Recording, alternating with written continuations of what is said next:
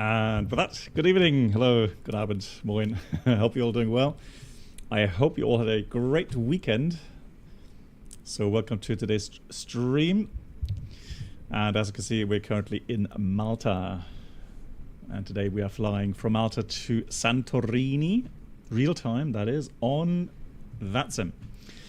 TV Rebenjo also to you. Hello, Pilot 19. Hello to you. Right, let me first of all replay this. Welcome aboard the Captain Black Box Twitch channel subscriber experience. Could new subscribers please make your way to the first class cabin, where complimentary drinks, snacks and premium flight entertainment will be served. Thank you. Lee, vielen Dank. BB711 beloved, BB711 beloved, BB711 beloved. Thank you so much, Lee, for the 45. I know it's a lot more than that. Lee, thank you so much for the help, all your support. Much appreciated. Ich hoffe, dir geht's gut. And I hope you had a great weekend, everyone. Sebo, hello to you. On YouTube, hello. Andreas. And Brenold, hello. Good evening. Right, Eagle Motion, do you have a command for something for sensitivity settings or for your sight stick?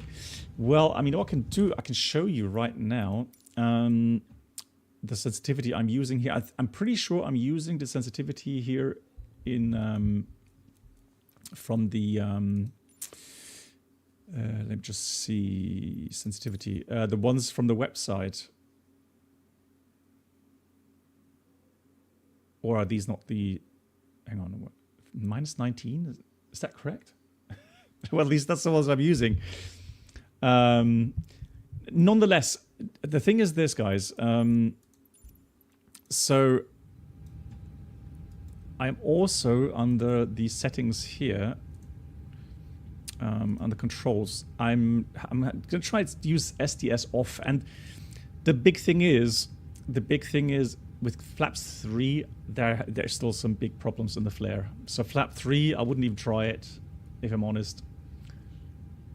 Yeah, okay, Avenger, that's probably true, yeah. It could be that the website is not up to date yet, yeah. That could be true. Yeah, cycling weather, yeah. It's here, it's been a bit cold today, a bit windy. But yesterday I went cycling. Yeah, Lido, I was going to go and come to that. Let me just go and try to start the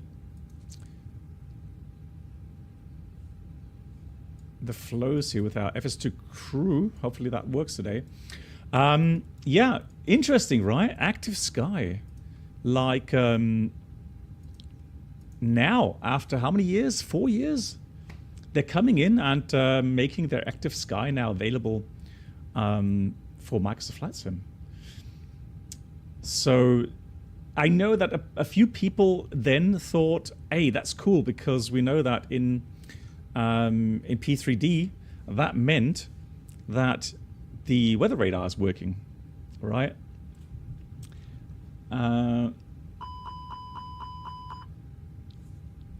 Yeah, hey, Mark, how you doing? Nice to see you.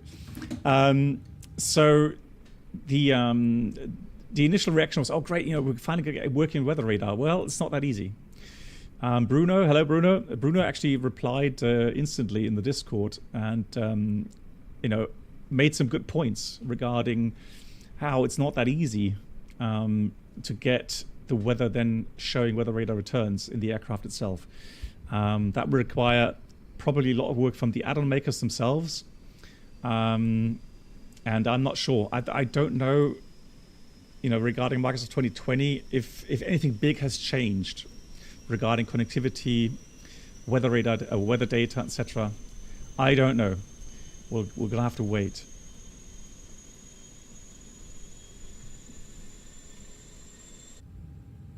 Yeah. Today's Sunday, right? Today's Sunday. So in 6 days we got across the pond. So yeah, excited about that.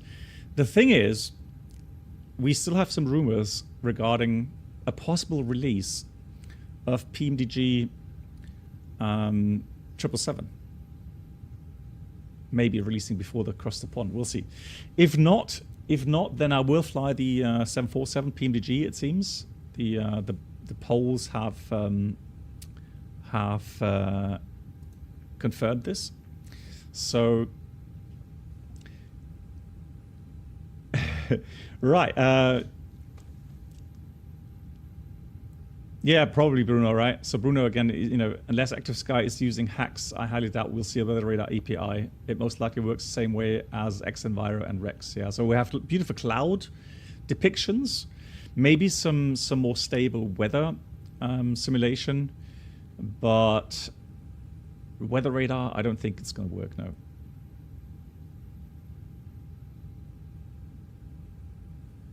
Yeah. Yeah, but it's there's been I'm out for the walk around. Thank you. There's been some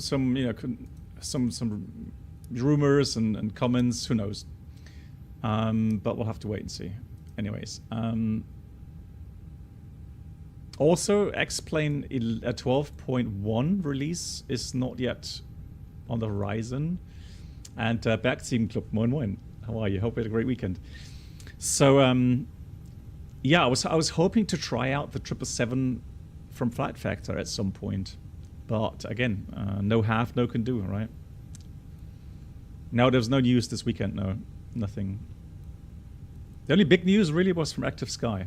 That's the only thing really. Cool. Let me go ahead and try to get things running here, but I'm going to use my iPad for that. So Atsu AOC menu, flight init data request. Quite warm this weekend. Well, it was warm yesterday for us, but today it was actually pretty cold, 13 degrees and windy. So not really anything to write home about. Yeah, update on the renovation works. So tomorrow the big stuff happens or starts to happen. So tomorrow they're gonna break out a wall. So the wall that's in between living room or living area and the kitchen is going to be taken out. The problem is that wall is a static important wall, meaning a new beam has to be set. So hopefully they do everything right. Otherwise, we may have not a house to sleep in tomorrow if the roof collapses or something. I don't know, but it will be interesting. Yeah, so we were busy. My wife, we were busy getting all the furniture out and preparing the whole living room area. It's a huge area. It's like we have a castle, right? So it's like 50 square meters living area, including kitchen, probably 60 square meters. So yeah, a lot of stuff to do. And I don't have any stairs anymore to do up a part of the house. So I've got to climb a ladder. I have to climb a metal ladder right now. Hopefully they will get something installed tomorrow, because I have to say it's I don't know, I wouldn't say it's 100% safe what I'm doing right now.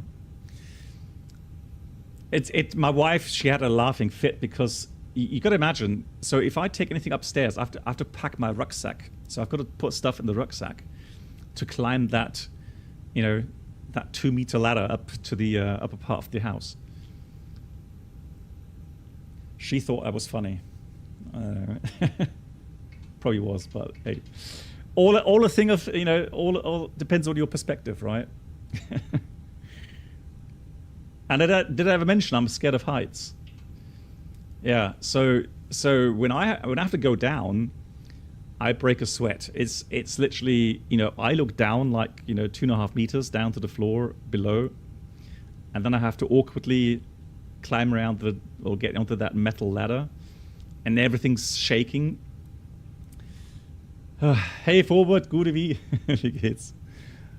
Yeah. So another thing, tomorrow and Tuesday, I'm gonna have to talk to the electrician. We have to reroute our telephone line, meaning they're gonna have to drill through the ceiling from the outside somewhere and try to get the telephone line, so my internet connection, directly onto the second floor. So it could be that I will be not having normal internet for a couple of days. We'll have to see. Hopefully, though, that won't take long, and then I should be able to stream on Wednesday. Well, I mean, the internet line. It's like, the thing is, Bruno. I'm back. No issue on the walk around. Jesus Christ. Oh, Houdini or what? That just appears out of nowhere. Right. So, yeah, we'll see. We'll see how that goes. But I'm optimistic by Wednesday I should be able to stream again, and yeah, Saturday next week, and definitely I'll do everything possible that we will join across the pond. So minus 51 up there. Right, is anybody else flying along today, guys? Oh, cats. We have yeah, 2 cats, and they are absolutely scared right now. So when they come into the house, they're like, what is going on here? Right, let me out. They are straight out again. They really hate that.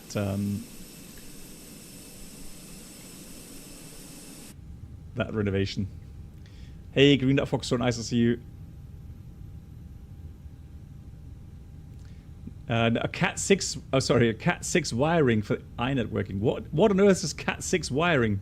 Starchild. I'm sorry, I don't know. I'm an absolute noob when it comes to these. Yeah. So how does the airlines, so our airline, deal with the current tensions in the Middle East? Well, so I'm pretty sure that every big airline has a safety office where they would make sure that wherever they're flying to and from, and the areas that the aircraft flies through is safe. So they do work together with authorities, so as far as I've heard, there have been lots of reroutings. So around Iran, and also aircraft that were already in the air, they would probably have a reroute as well. And if they don't have enough fuel on board to accept the reroute, they will probably do a fuel stop somewhere. Yeah, so right now, I'm pretty sure that most airlines will totally avoid the area between Iran and Israel and so on. So hopefully everybody there will come to their senses very soon, and then we'll move on. But again, we avoid being political here, so we'll leave it at that. Right, so let's have a look here for the departures. Currently, the wind. Yeah, but safety goes above all. No airline will ever risk. You know. Hi, the security and safety check are all done. Are we good to start boarding? Yes. Okay. Oh, let me just ground services. Hang on. Mass and balance. Load aircraft. GSX. Yeah. You know, safety goes above all. So. Please don't load aircraft until the fuel truck arrives and ask to do it. Yeah, forward. I'm doing very well. Thanks for asking. Oh, it's like a networking cable. Ah, okay. Well, the thing is, so the problem I have is that, yeah, I need to have a proper networking cable to the upstairs rooms. So that's something I've avoided to do up to now, but since now they're taking out the ceiling below, so we don't have a concrete ceiling. We actually have wooden panels, you know, as a ceiling from the bottom floors to the top floors. Then yeah, now that they're taking out all the panels, so kind of decoration panels, if you like, then it's a lot easier to get these networking cables around the house.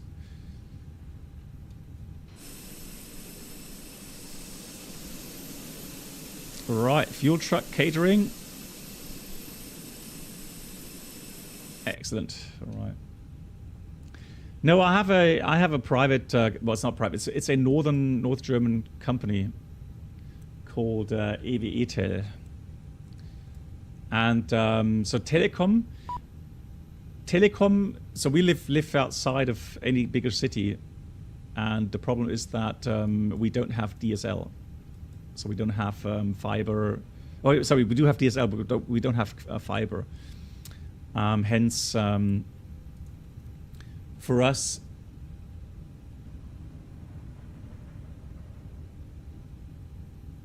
yeah, just gonna go through the. So for us, it's limited on the speed, anyways. Oh, so the Ethernet cable type Cat 3.5. Oh wow, I'm completely not knowledgeable enough on that topic. I don't know what cables we need, to be honest. It's just a normal, you know, the standard Ethernet cables you get into your computer, for example. That's the one I'm using.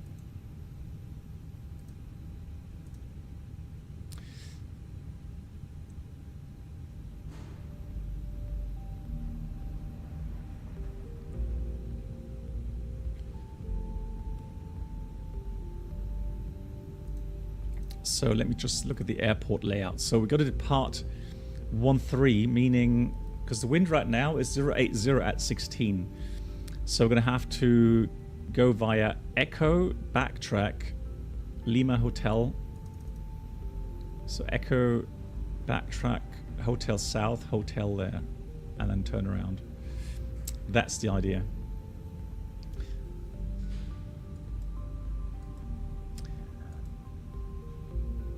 Forward, what we could do forward, if you want, what we'll do, what airport was that again, forward, that you tried that?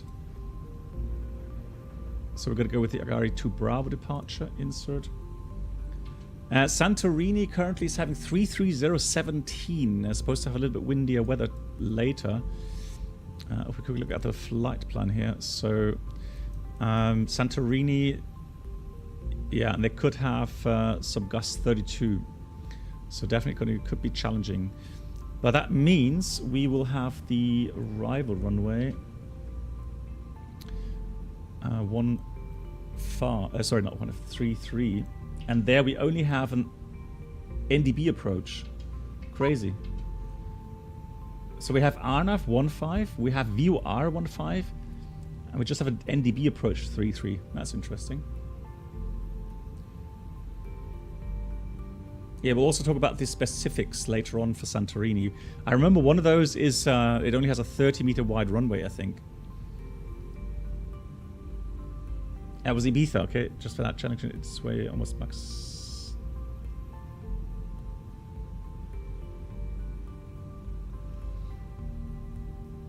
Just fan out challenging, is it with almost max allowed crosswind? Okay. What we can do, the flight time is only about an hour 45, no, hour 30. So I have about half an hour after this flight before we go into the group flight. I'll try the engine out then, okay, forward. The official Joseph, hello to you. From Green Dot Foxtrot, switching to fiber soon. It only goes into the basement and the rest of the line is standard copper wire. Apparently works with G-Fast modem. Okay. Yeah, I'll talk to the electrician, Green Dot Foxtrot, tomorrow. See what he thinks would be the best method.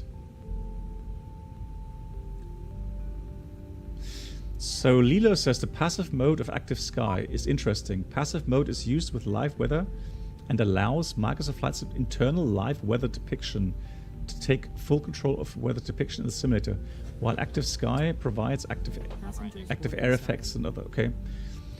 It's going to be one of those things, Lido, where we're going to have to try and see which combinations work best in the flight sims. We are totally aware that very often we get promised something and then we find out that it's not working as as elegantly as they make it out to be. So I'm just checking the approach here. For the arrival, got the arrival, Pexa 1 Alpha, Pexan 1 Alpha to Pexan, and then we shoot a standard NDB approach. Could be interesting. Could be very interesting indeed. Right, so that's that. Right, fueling completed. Here come the passengers.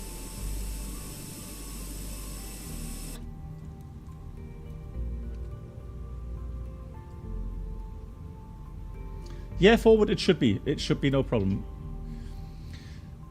So we got init A page filled out. I'm going to have the wind request here really quickly. Wind request. And then on page 2, 0 fuel weight expected.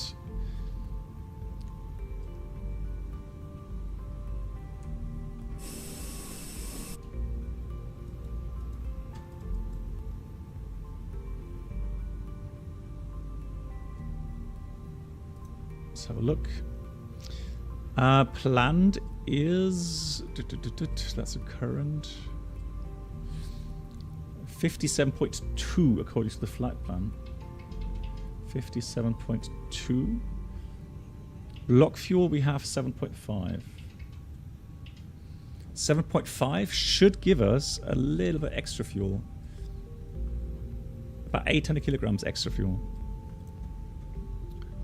Wind data uplink is complete. The alternate fuel is 1.5.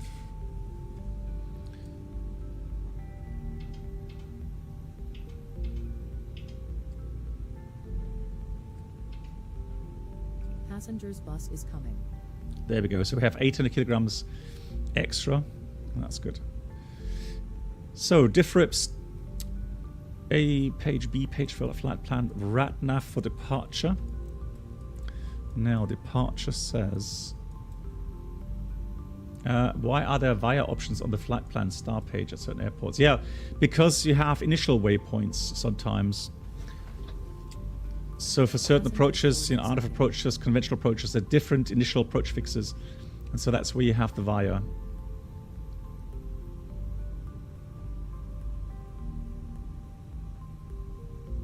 So Dayan says copper cables are as fast as optic fibers on short distances. Okay. Yeah. Again, I'll talk to the electrician tomorrow. Yeah. King 777. Do you know why aircraft with modern engines doesn't display the EPR like in the IAE? It wasn't supposed to be more. No. So it has to. You have to look at the setup of the engine itself. So usually, I would say that engines which have a larger bypass ratio, they just have a N1 RPM indication, while the IAE engines, for example, they don't have such a huge bypass ratio. And so with this concept where it's enclosed, hi guys, here's the load sheet for you. that way it's easier then, I guess, and more accurate to display, like I say, the EPR values. And the advantage of EPR is that even when the engine performance degrades over time, as long as you have the demanded EPR set, you know that's the actual thrust you will get. While an RPM does not necessarily mean you're getting the thrust output that you're expecting, because just an RPM, it's not a official pressure ratio which is measured. And so an engine that has to deteriorate over time may still have the same RPM as a new engine, but may actually be less efficient due to the wear, and then have less thrust output.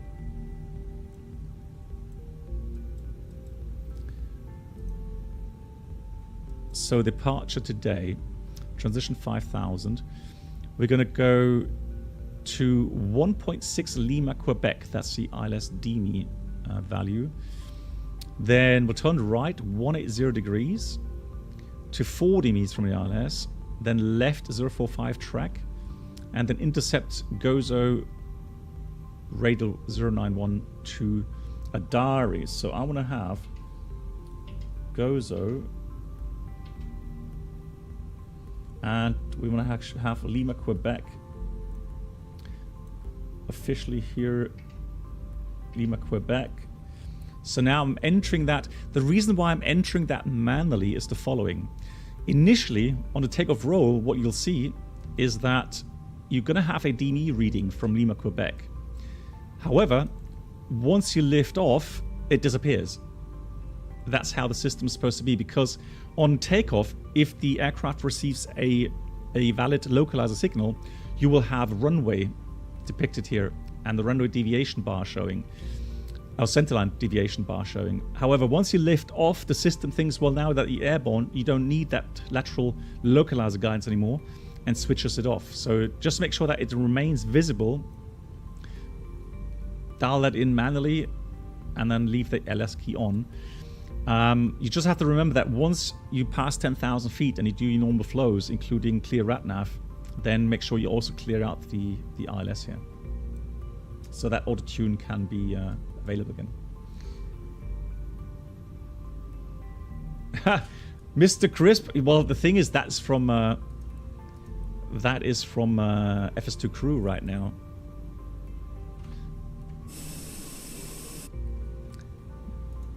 But while that was going on in the background, I was like thinking, oh, now the music changes. I was just about to switch it off, and now the tone changes. Cool. Cabin crew, boarding is now complete. Any remaining ground crew, please leave the aircraft. Get out. That's what she's saying. Get out. Anyone not flying along to Santorini, get out now. This is your last chance. Right, NADP 1, NADP 2. So NADP 1 is the more the not so normal version. So NADP 2 is the one that's usually in play. So NADP 1 is something you find less often. However, today actually we do have that. So let me just enter that. It means that you're going to climb to 1,500 feet height above the airport, then reduce the thrust, and then you continue with the current speed of the climb out speed. So there's no acceleration, it's just a thrust reduction at 1800. But you continue to climb with the initial climb out speed until you pass 3,300 feet, and that's 3,000 feet height. Then you accelerate the aircraft. While NADP 2 usually, it depends on the airline. Some airlines do use different versions, I know, but for us it was 1,000 and 1,000. So there the thrust reduction and the acceleration takes place 1,000 feet height in case of NADP 2. Engine out is going to be straight out 132, 25 miles. So let me just enter that straight away here.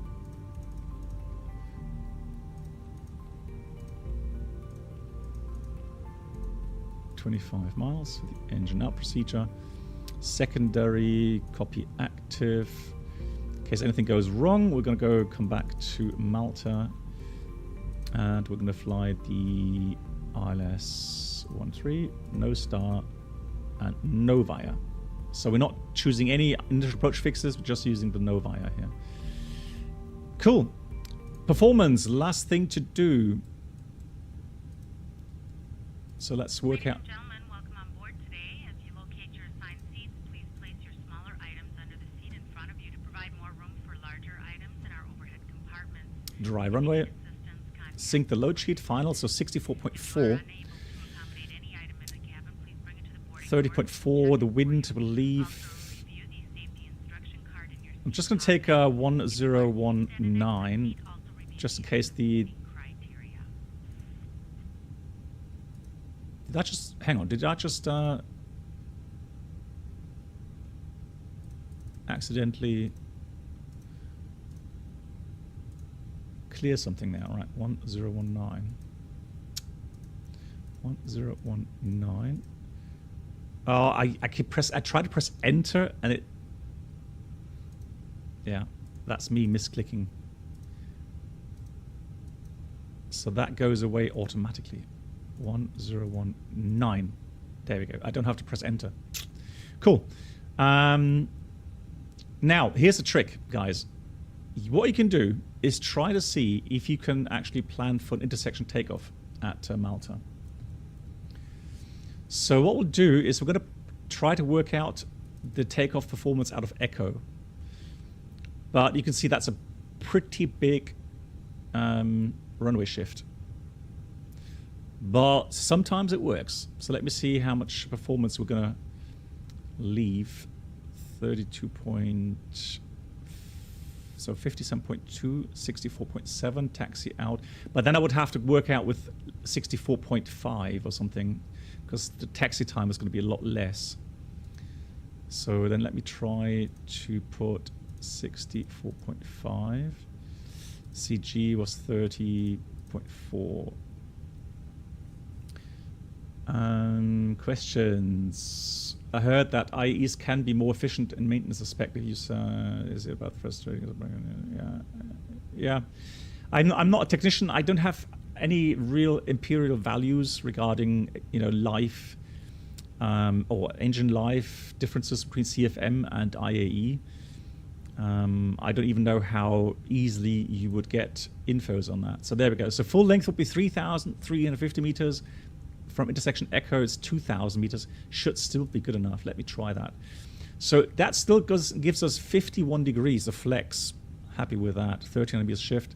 Although, flaps 3 now. Let's try config 2, shall we? So config 2 is still the same. 51 degrees, 131, 35, 35. Let's send that to the MCDU.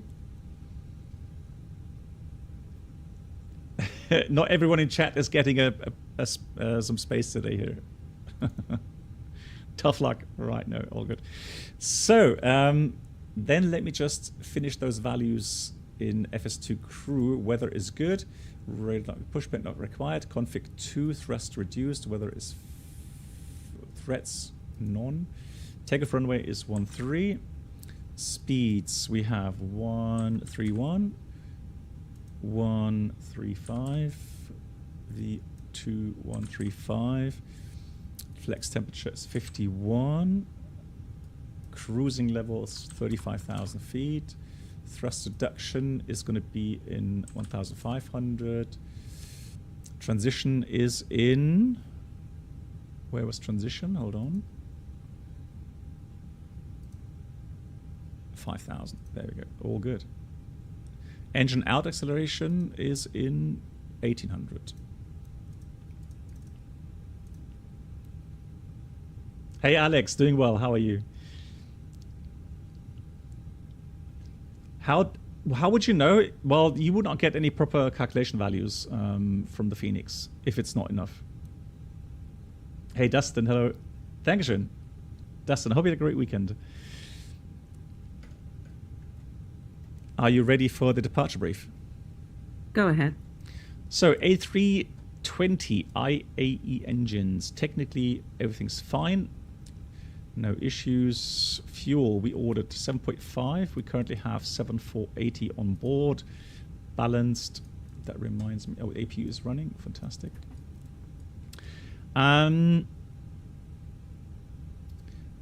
the departure route, as briefed. We don't have any ATC here, I think. Let me just check that one more time. Where's my... Yeah, there's no ATC here. So that's fine.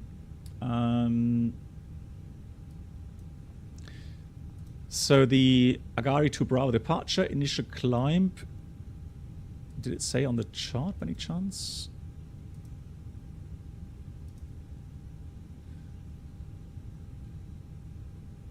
No, so we'll leave 5,000 initially for the... Oh, it does say initial climb 5,000. There it says. Okay, cool.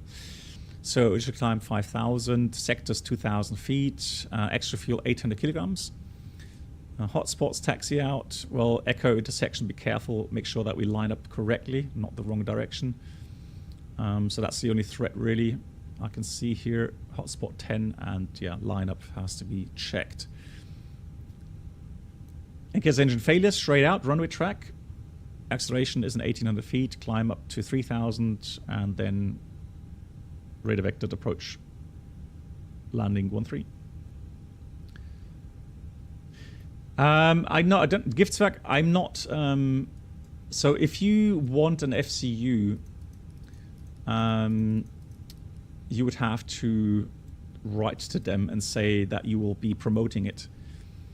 And make a review on it, and I decided right now I don't want to do reviews anymore because there's always a little bit of a conflict in interest, right? So I have ordered the FCU from Winwing, but I won't get it ahead of time, so I will get it like anyone else as a normal customer. But then I can give you my honest review on it. So let's squawk 2000.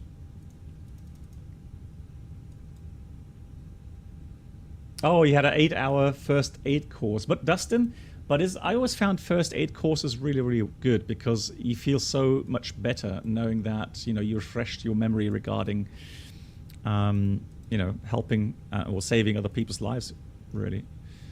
So 6 minutes late, GPU chocks away. Before start checklist. Parking brake. Set. Takeoff speeds and thrust. Flexing 51 degrees. V1 131 VR 135 V2 135 flex temp 51 degrees. Windows. Closed. Closed. Beacon. On. Before start checklist completed. Interrupt pushback. Do we really want pushback here? Once again, ladies and gentlemen, welcome on board our flight today. That's the DX12 issue with the tiles. Look at that. We are ready for pushback. There is an instruction card in your seat pocket. That's interesting. Normally you would get On this aircraft, those tiles fixed.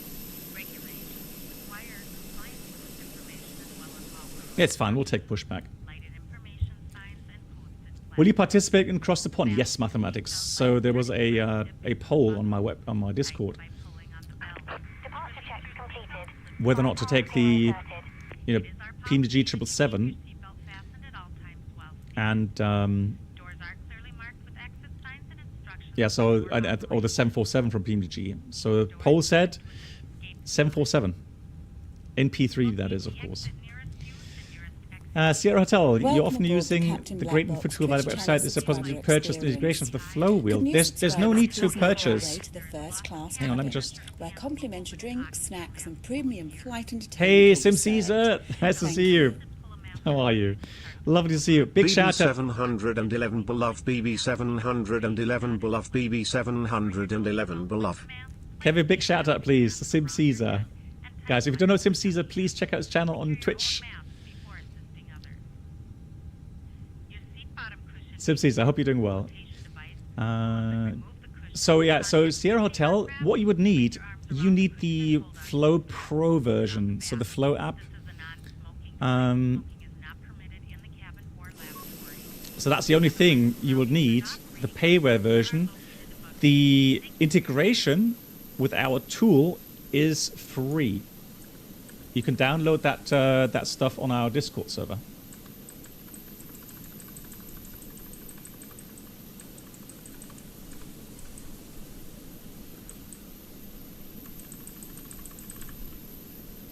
Exiting from editing mode. Please wait. Release parking brakes, please. Just do that real quickly. Commencing push. All engines clear. Start at will. Thank you very much.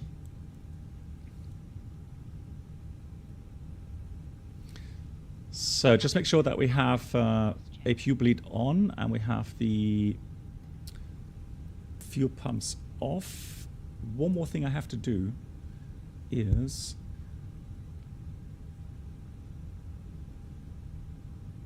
I need to check if I can switch off the cabin. Yeah, there we go. Cabin volume, there we go. Should be good now. Starting engine 2. Okay. It is GSX, yeah. I know, Lilo. Yeah, I know. It's just I didn't want to restart GSX, so it's fine. We'll just push back and then no big deal.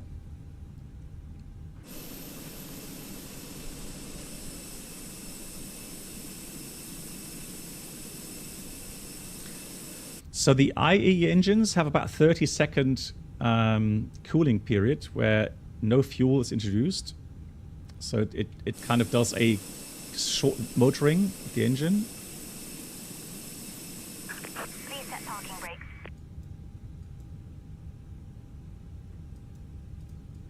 Waiting your confirmation for a good engine start.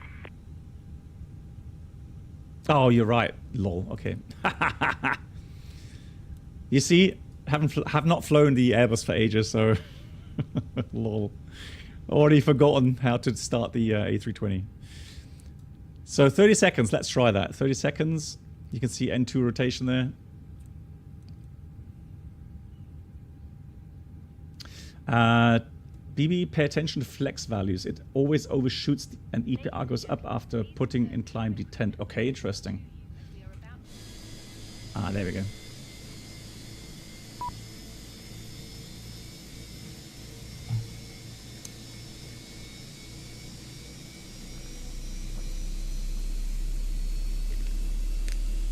The sounds are top notch here. Really like it.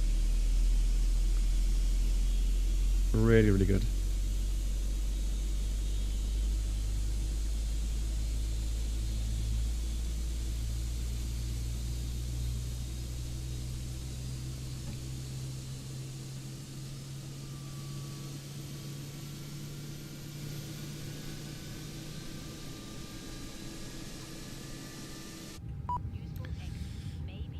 Start valve is closed. Start engine 1.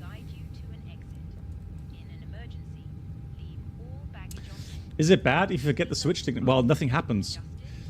The thing is, if you don't tell the computer that you're going to start the engine, this thing is de-energized, so that switch doesn't do anything.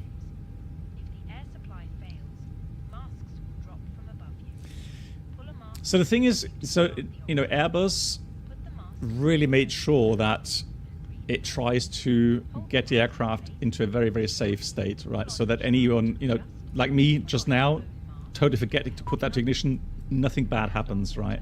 Take a life jacket from under your seat. Remove from the pouch and put it over your head. Pass the tapes around your waist and click together. Cockpit to ground. We have a good engine start. You can disconnect. Unlocking gear. The aircraft. When out.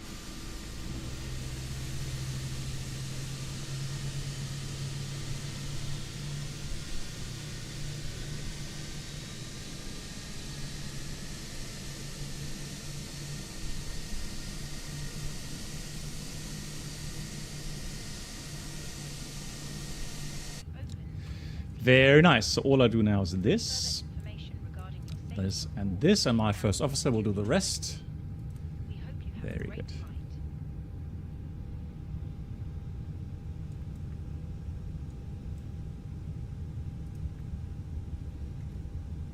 Flight control check. Ready. Full up. Full down. Neutral. Full left. Full right. Neutral. Rudder. Full left. Full right. Neutral. So trim. Oh, I didn't enter the final values again. Test. So mass and balance. So we had 57.2.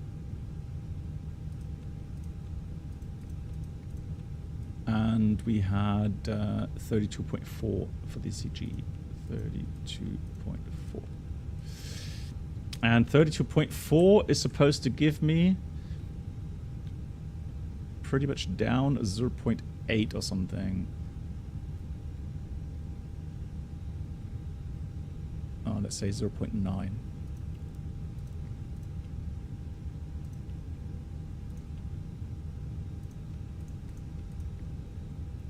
Oh, disregard. That's so no.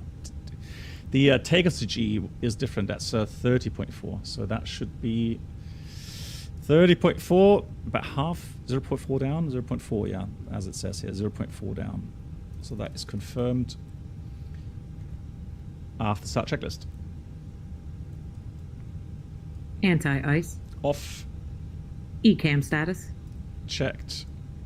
Pitch trim. 30% set. Rudder trim. Neutral. After start checklist completed. Clear left side. Still right side.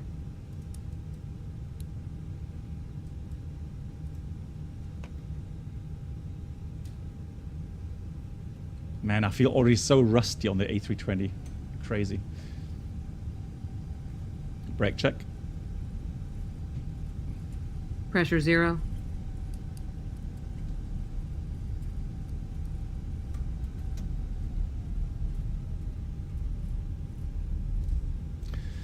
So we're going to wait for the cabin ready. That's still missing. And once that's here, we'll go ahead and do the rest of the items. Nevertheless, we're going to wait 3 minutes. Actually, it will be 5 minutes here with the IAE engines for engine warm-up.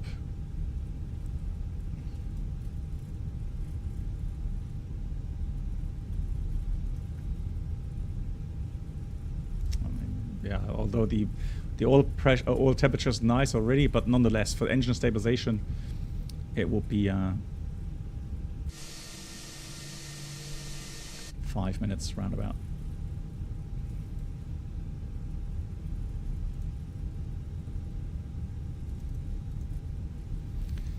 So here we have echo, and then we got to make sure that we line up correctly on the runway.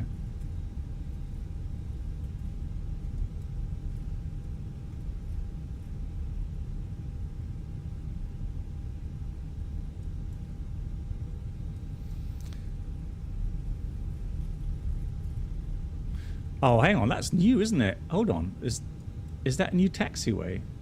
That's Foxtrot. That is new. So I only have information, or the echo values. That's interesting. Hey, Captain Chaos, how are you? Hope you had a great weekend.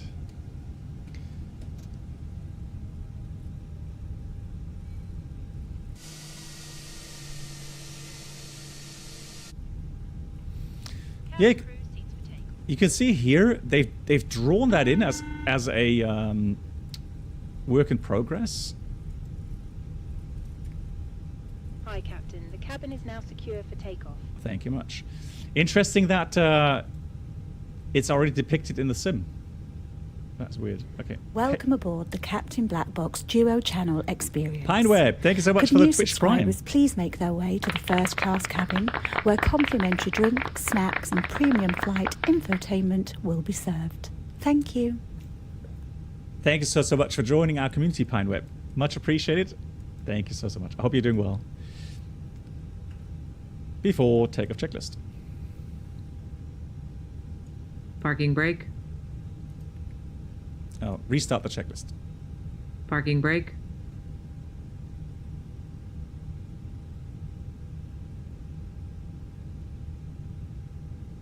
Cancel checklist. Roger.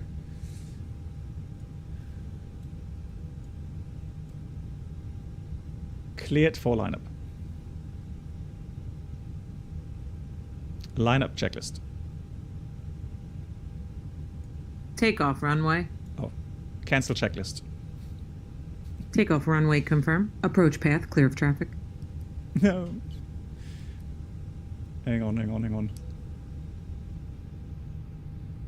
Taxi checklist.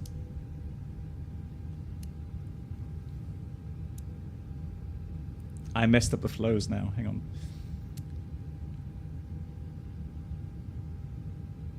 Cancel checklist. Roger. Taxi checklist. Flight controls. Checked. Checked. Flap setting. Config 2. Config 2. Radar and predictive wind shear system. On and auto. Engine mode selector. Normal. Normal. ECAM memo. Takeoff, no blue. Taxi checklist completed.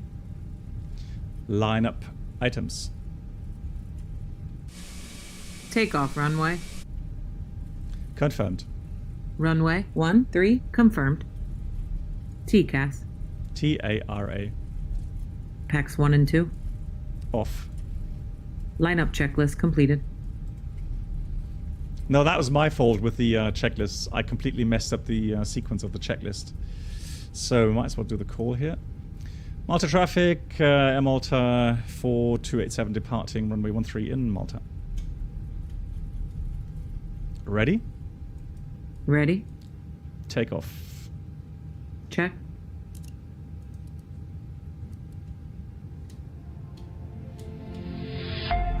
So let's watch the EPR then. So 1.288 initially.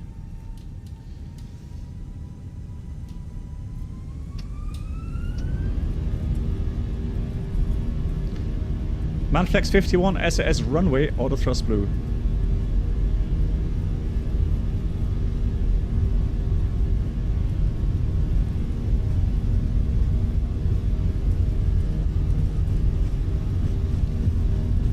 Thrust set. V1. Rotate.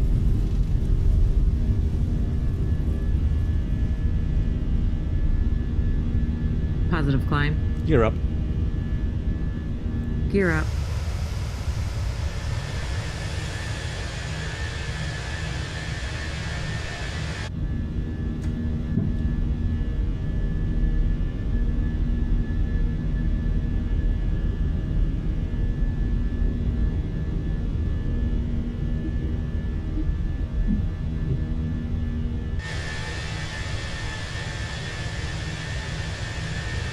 Beautiful. Gear down. No! Stop it! I said beautiful, not gear down. Oh boy, that's my bad. Right, here comes thrust climb. Oh dear, oh dear, oh dear. Right. Radar altimeter alive. Thank you.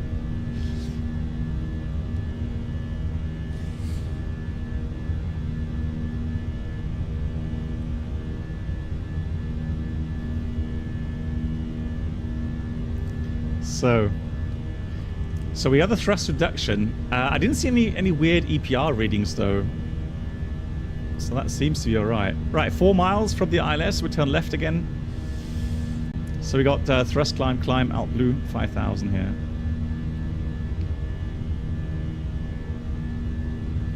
Flaps 1. Speed checked. Flaps 1. The mod is called FS2 Crew. Let me just put one of those on.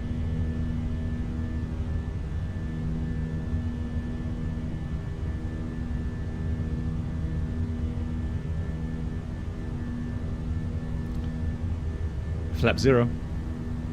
Speed checked. Flap 0. So here what you got to remember though, that I'm using FS2 Crew, also the animated first officer version for the FENIX. So there's 2 units you'll need. You need the basic version for the FENIX, FS2 Crew, and then additionally you have to use oh,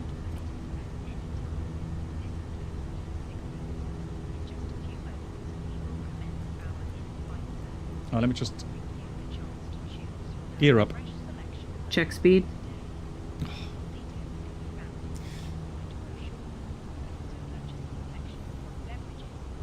Yeah, I messed up the sequence with the saying beautiful. Hang on. Spot is armed. What else do I need to do now?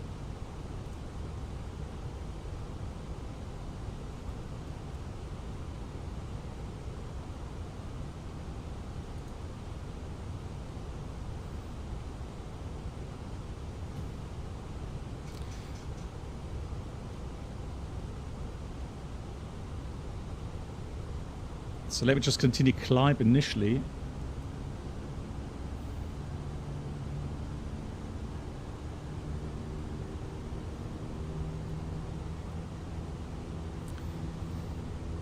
And then let me trigger the flows manually.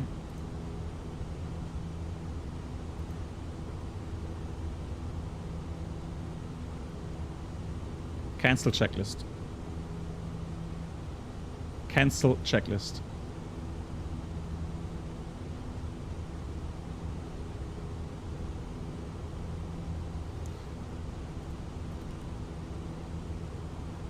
Altimeters. Altimeters. No problem. Have a safe flight. What's going on? Hold on. Right. Let me just restart that app. My God. That's the thing. If you just mess up the flows or the the sequence,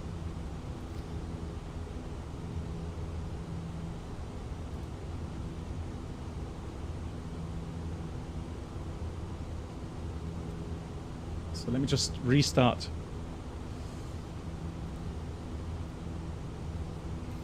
So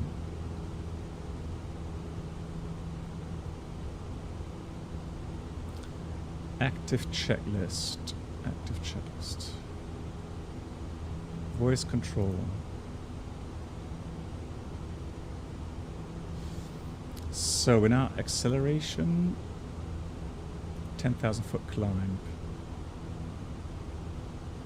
So let me just see if I can do that now.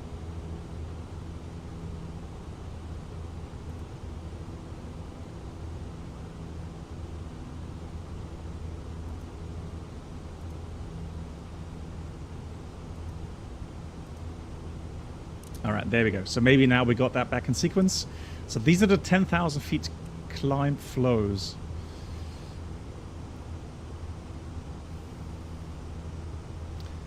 Clear Ratnav. Okay.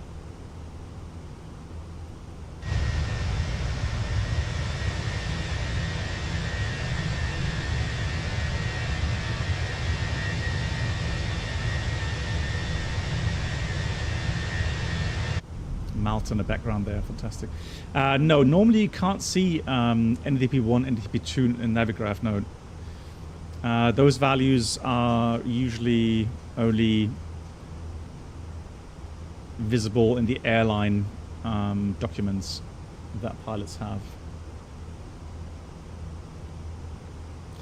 Because, of course, if the airport or the state declares what NDP you have to use. So if airlines are free to use either, then they'll usually use NDP 2 unless they have some obstacle issues where NDP 1 gives them a better initial climb out. So steeper climb out angle initially. But if there's no obstacle situation, the more efficient way is to go with NDP 2. And that's what airlines would normally then use.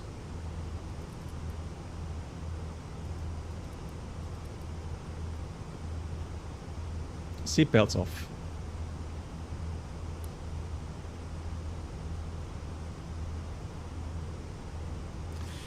Yeah, Andreas, let me just see if... The thing is, though, I'm just wondering which button I should use for push to talk. So it has to be a button which is easily reachable for me. And on my flight stick, I only have 2 buttons. One is the autopilot, and the other one is for push to talk for ATC.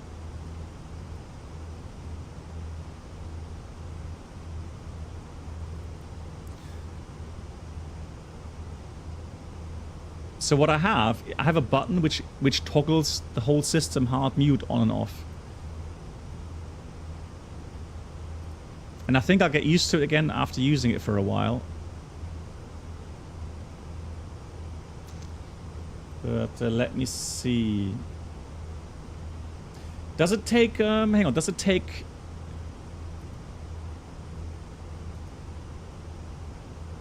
mouse clicks as well? Let me just see if that takes, if it takes mouse clicks. Hold on.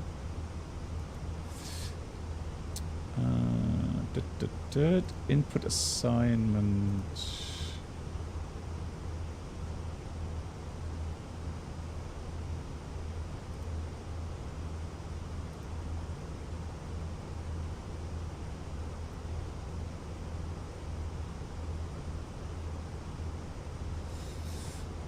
Hard mute. Hard mute, secondary key.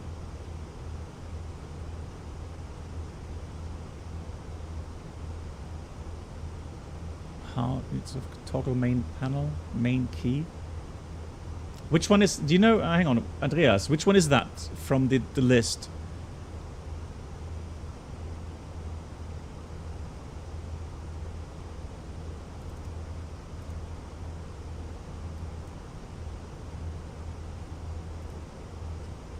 No, it doesn't take the mouse click though, that's the problem.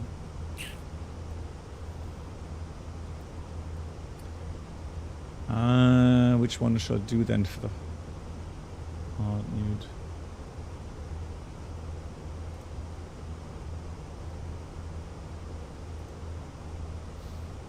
Yeah, I'll try to see if I can find something more elegant.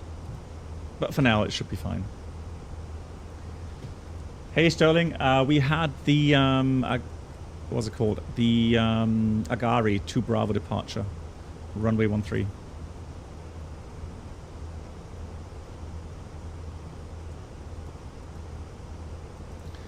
There's one message still here. Let me just check. Atsu AOC menu, received messages, load sheet.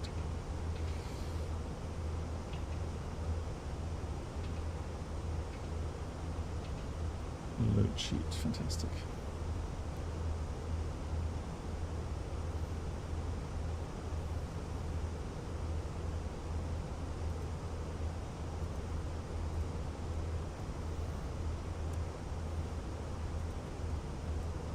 So Ratnav, she has cleared everything, which is good.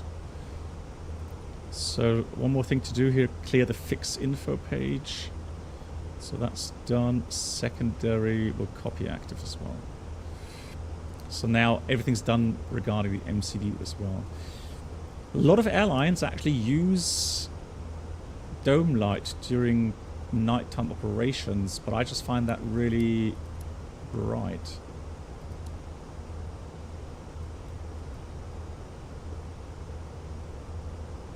So let's just do that. Yeah, Andreas, I do have a mouse with additional buttons, but the thing is, if I try to assign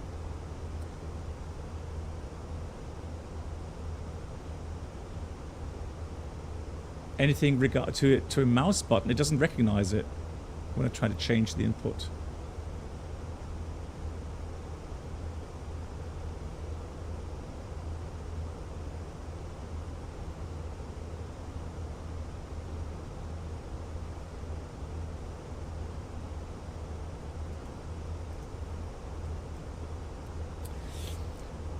No, so Turk in the US, I did not.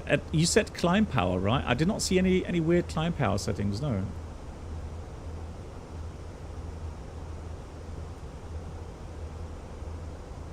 Hey, Iowa Scotsman, nice to see you too. How are you?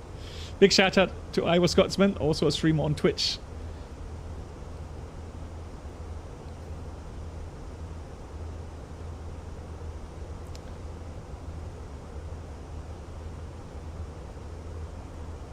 Oh, hang on. So Mr. XXL. So maybe we're talking about two different things. Do you mean this?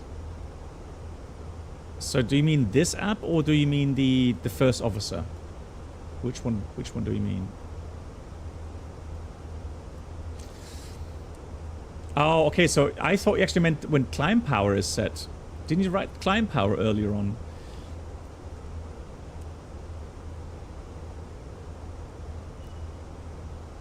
Yeah, then I'll have to check a little bit later. We're going to do some engine failure testing after this flight in Ibiza, because one of my friends here forward wants me to check the engine or the aircraft performance to see if that's you know, realistic or not.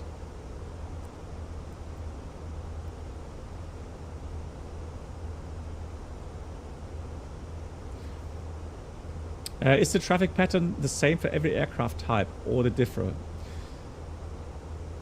So, Bergziegen Club, you mean the normal visual approach?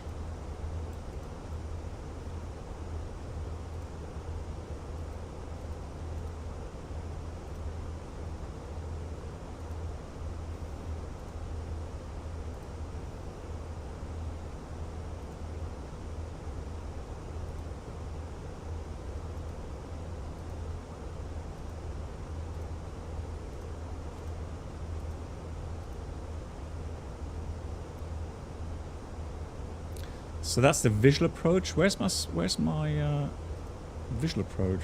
Normal. Tips. Ah.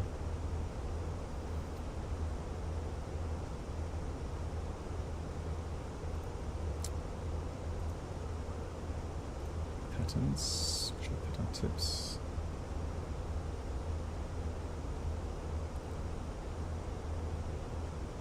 Yeah, I can tell you that I mean, of course, when you compare an A320 with a 787, of course, then there are some differences regarding flap settings. But regarding the pattern height, for example, it's the same. The timing is the same. It's just the procedure itself will be slightly different. So, for example, in A320, what you would do is when you beam the threshold, you start your timer, you already put the flaps to 2 and then slowly reduce the airspeed as you get to the turning point for base. On the 787, it's a fixed time before you set the next flap setting and put the gear down. So there will be some smaller procedural differences. But in general, regarding the pattern altitude, the timings, so for each 100 feet height, 1 second. For each 100 feet, 3 seconds.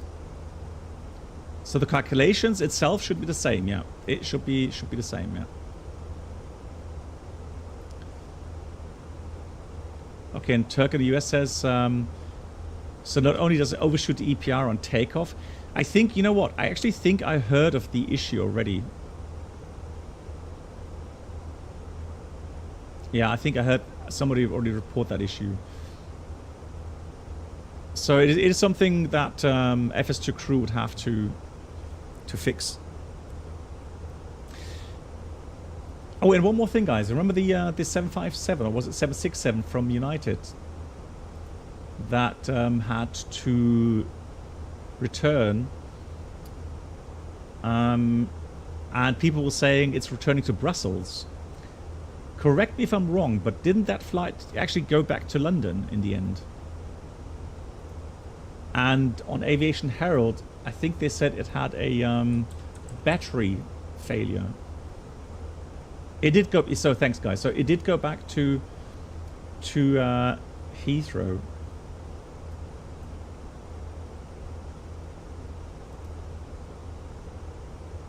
Let me just see if I can find the incident. That was, when did I stream? On Thursday?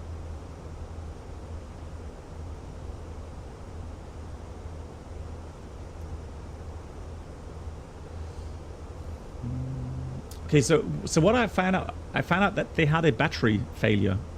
So I'm pretty sure I'm not rated on the 767. I don't know exactly, but I would assume they have 2 batteries on board. And then if one failed, they would do that procedure, and you know, before you go, and actually, you know what, I think they would have checked their ETOPS requirements. So in the MEL, minimum equipment list, you would check prior to ETOPS entry, so prior to NATS entry, so North Atlantic Track System entry, you would check the requirements, especially also in regards to ETOPS. And so if it says in the minimum equipment list, with a battery failure, so single battery, you're not allowed to get into ETOPS, then they have no other option than to return. It is something different if you've already entered the area. Then you would have to check, you know, how the systems affect your capabilities for navigation, auto flight, etc. And then, you know, maybe contact ATC to see if they have an issue with it. And then you probably would continue. But before entry into the NAT area, you have to fulfill certain regulations. And how does a battery fail? It can be many issues. The battery itself can have a short or something, I guess, or it's just the battery bus that fails. So the bus system that connects the battery to other electrical systems, maybe that had an issue. It just said battery failure, but we know that very often media gets things wrong or doesn't go and explains exactly what the issue was.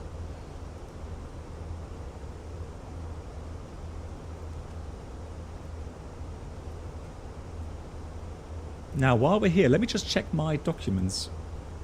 Let me just see what would happen if actually we have a battery failure on the 787. Hold on, just give me a second.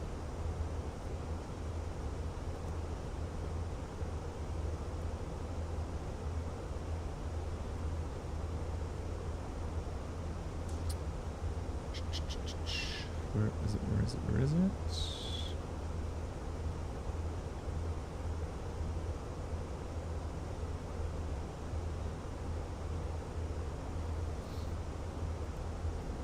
One second. There it is. So let's search. Right, we've got Alt Star. Mark just reaching cruising level. Just make sure that everything's looking correct. Let's just check the quick instrument scan here. Engines, bleed system, pressure system, 7,000 feet, 7.9, looks good. IDGs, good temperatures, hydraulic, that is normal. Fuel, balanced, conditioning, 24 degrees, 25, that's fine. Cool, everything looks good. Yeah, Gilland, yeah, very good points there. Yeah, it can have many different issues. So let me have a look. MEL items, electrical, battery, main battery.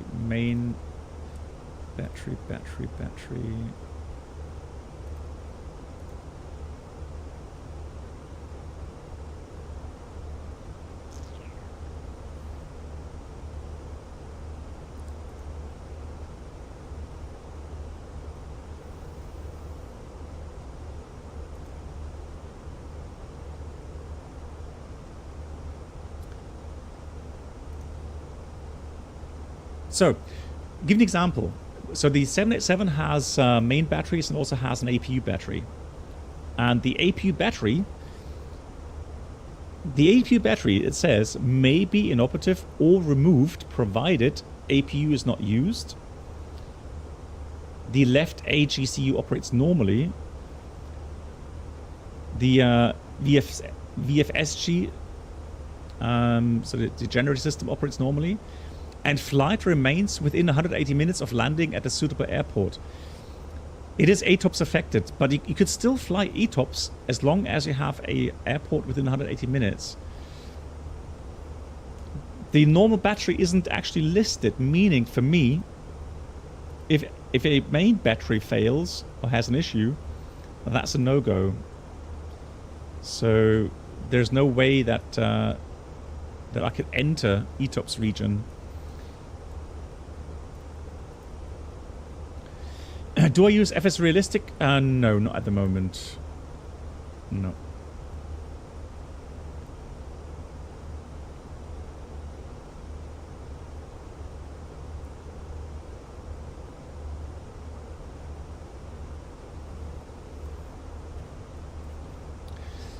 So we have the first waypoint coming up here, Binko. Let's just check where we can do a fuel check. Yeah, Binko is the first fuel checkpoint here. So we departed at 1750 we departed. 1750. So we want to be at Binko at 1816. So let's put 1816.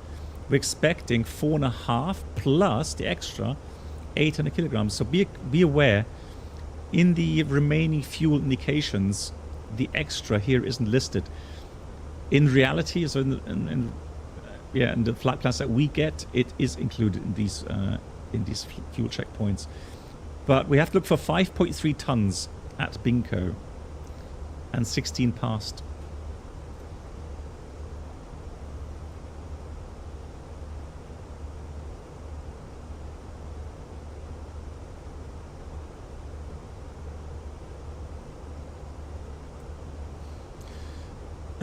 Yeah, battery charger failure could happen on one side. Yeah, again, many things can go wrong with the battery.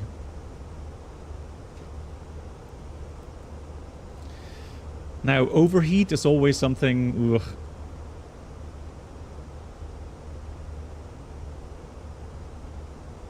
You would just hope that, yeah, you can disconnect it and it cools down again.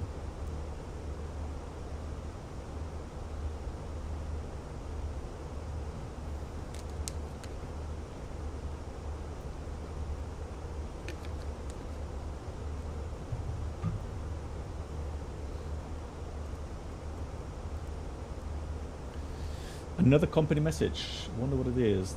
Let me check here on my iPad.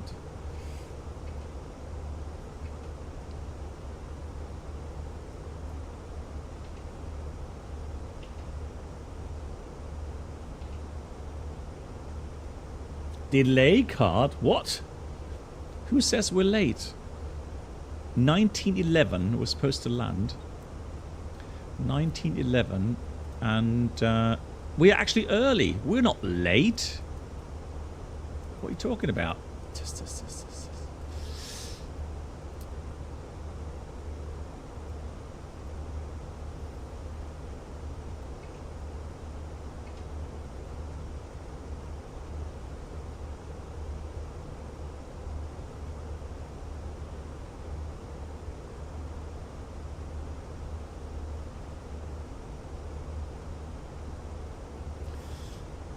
Let's see what else happened in the world of aviation.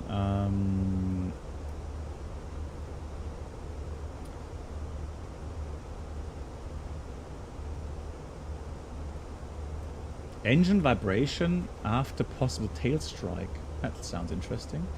Cyprus Airways Bombardier C-Series CS300 performed the flight from Zurich to Larnaca, departed runway 28 when the crew reported a possible tail strike. Shortly afterwards, the crew reported they had right-hand engine vibrations and needed to return. The aircraft repositioned for an approach on runway 14 and landed without further incidents 12 minutes after departure. Okay. That is a bit weird.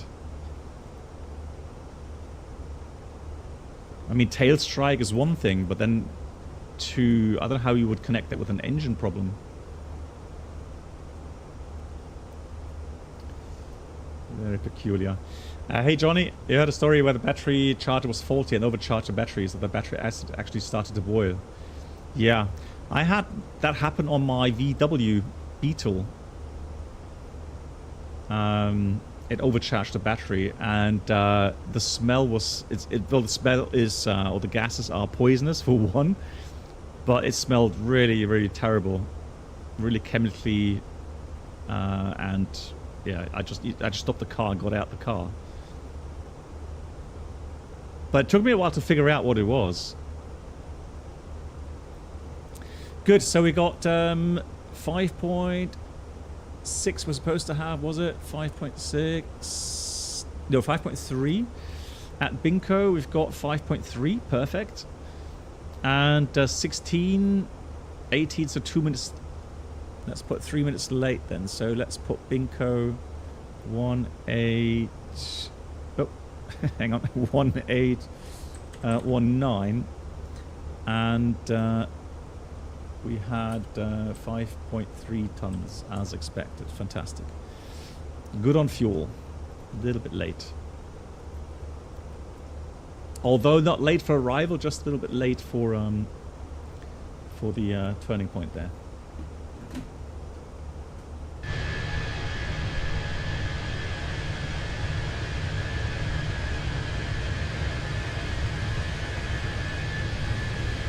Oh, that's neat. You can actually look in. Very nice. Rhinoceros, what do you read to get Aviation? Well, it's Aviation Herald, so F Herald.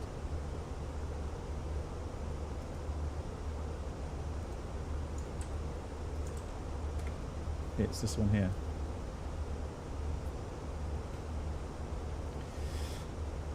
So what else do we have? Engine problems. Oh, severe hard landing. Ouch. Ay, ay, ay, ay, ay, ay, ay. Ooh. So a what's it called? Blue Air, Boeing 737-800, Bucharest to Naples. And you remember guys, runway 24 in Napoli, big uphill slope. Talked it many times about it. Runway 24 has a profile, so it has a downward ILS profile, glide slope profile of minus 3.33 degrees, and an upsloping runway.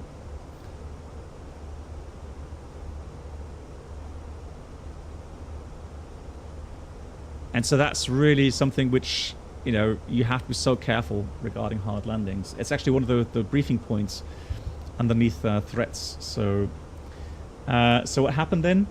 The aircraft touched down hard. Information says it touched down at 8.9 degrees nose up and exceeding plus 3.83 Gs of vertical acceleration, resulting in a tail strike. Ouch. The accident occurred, so there's already an official report. That's a bit older than it's. Oh, that was in 2022. So that's because the final report is out. So the final report concluded the accident occurred because of the commander's late and uncoordinated action in response of inadequate management of the final phase of the flight, of the landing, by the first officer. All right, blame the first officer again. All right. So this made it possible for the first officer to initiate a flare early in such a way that the aircraft lost translational energy, causing excessive vertical speed, thus creating the preconditions for the heavy landing. Subsequently, the commander's attempt to avoid it pronounced high-pitch attitude, where the aircraft then induced the tail strike.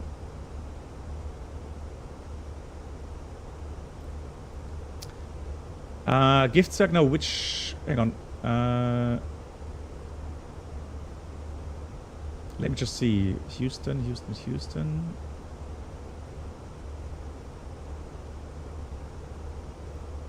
Do you have a gift sack? Do you have a link by any chance? Yeah, when in doubt, blame the first officer. Well, I mean, not really, I mean...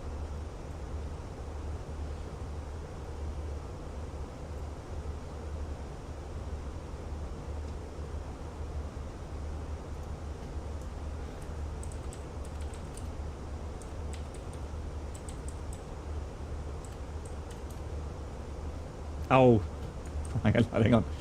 Hold on.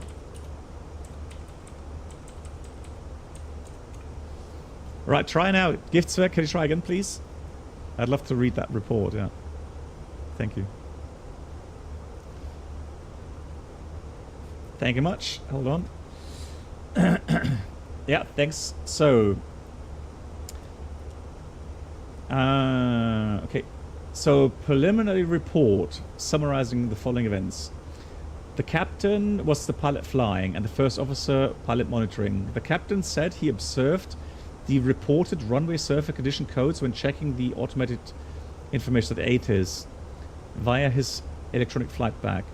For runway 26 left and 26 right, he recalled seeing the codes 333, and that's medium.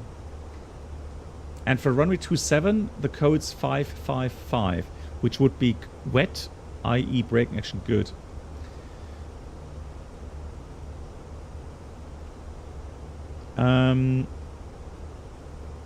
The actual runway surface condition codes being broadcasted on the ATIS for runway 27 at the time were 333.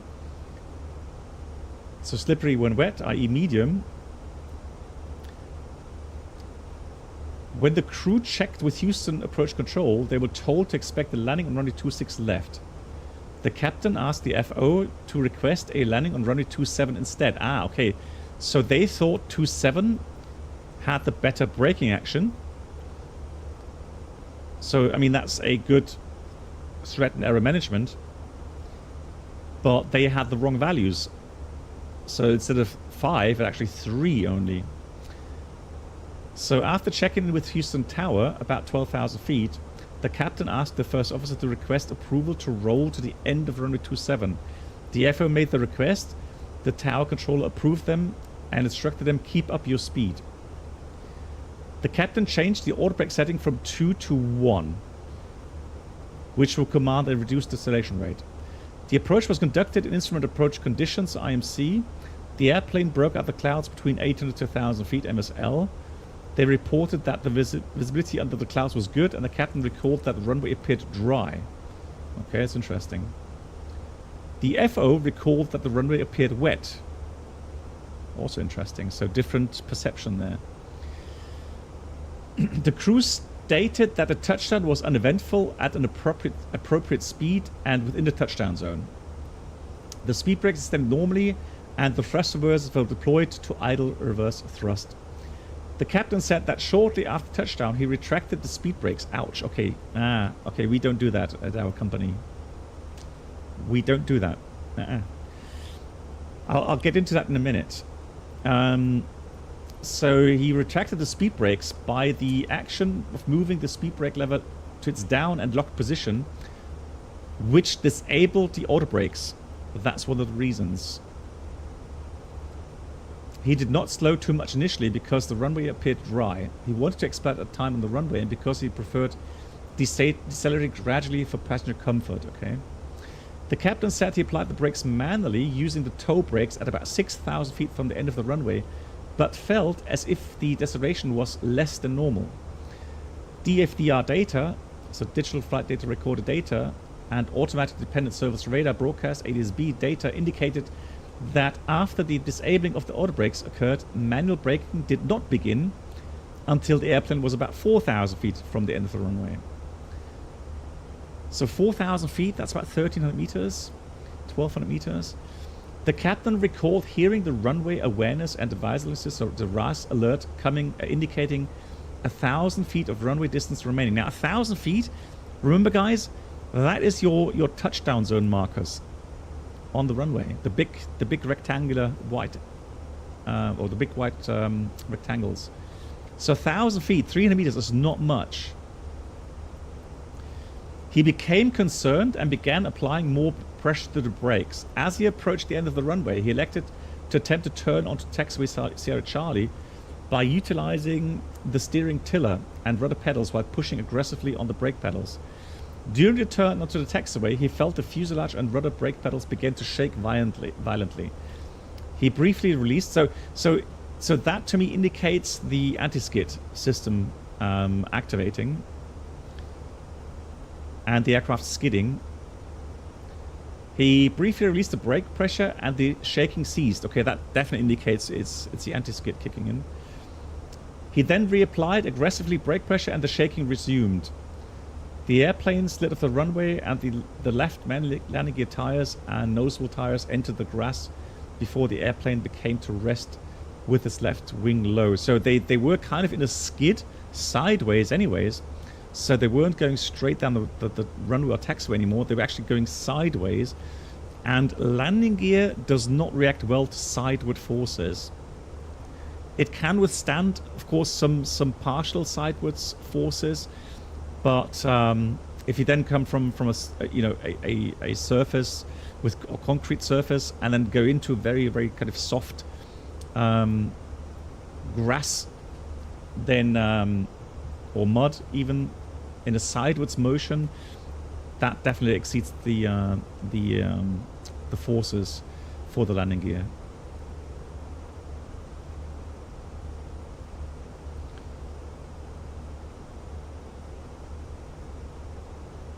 So just reading further now.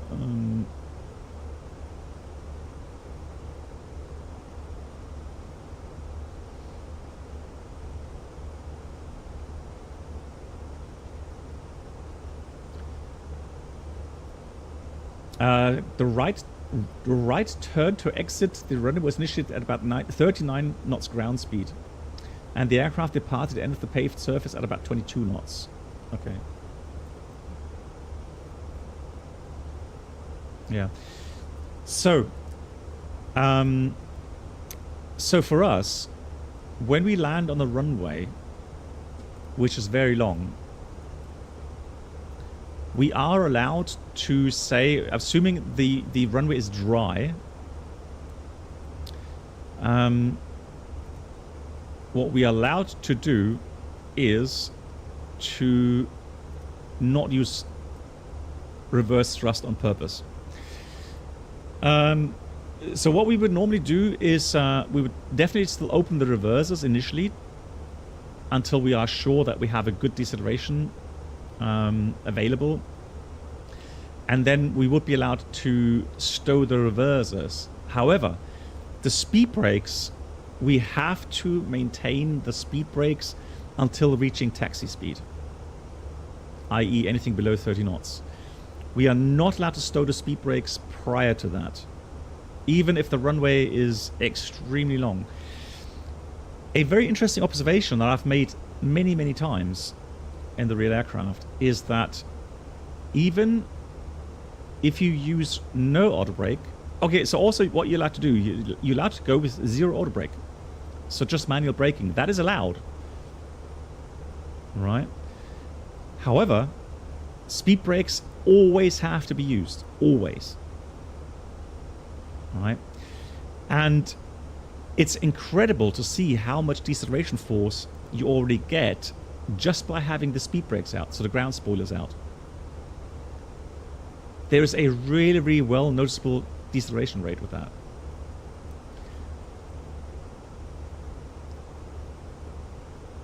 Yeah, the reason being is that the speed brakes, when they are up, they kill all the lift, meaning you have full weight force on the landing gear.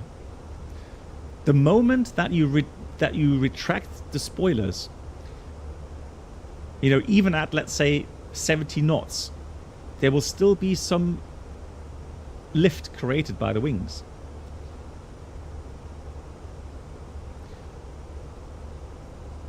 And also the cross effects that some aircraft will actually deactivate the auto brakes when you reduce the spoil, or when you restore the spoilers again. You know, so for us, company rules say we're not allowed to stow these spoilers until we reach taxi speed.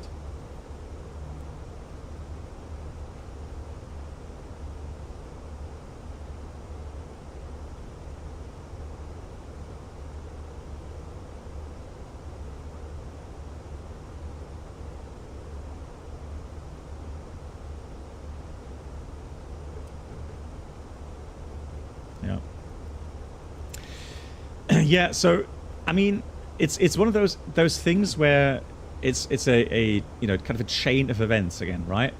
So they thought initially the runway was dry, or at least braking action good, right? When, as a matter of fact, the ATIS actually said braking action 3, so medium. That's one thing. The second thing is, then the assumption that land distance is you know, plenty, you have plenty of margin available. Then the tower saying expedite to the end of the runway to vacate. Let me just see if I can get the chart for Houston.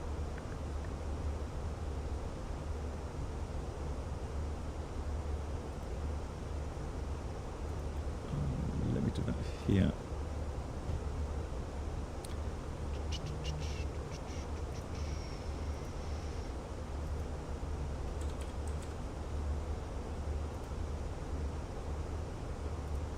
Charts approach 27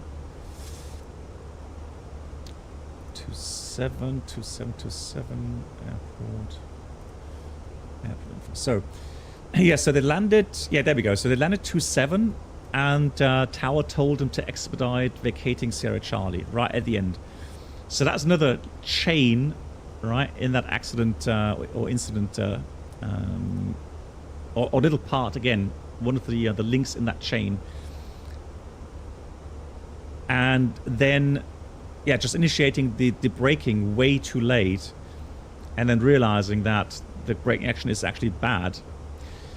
Another contributing factor is the following. In this area, so touchdowns on area, you will usually always have lots of rubber deposit from landing aircraft.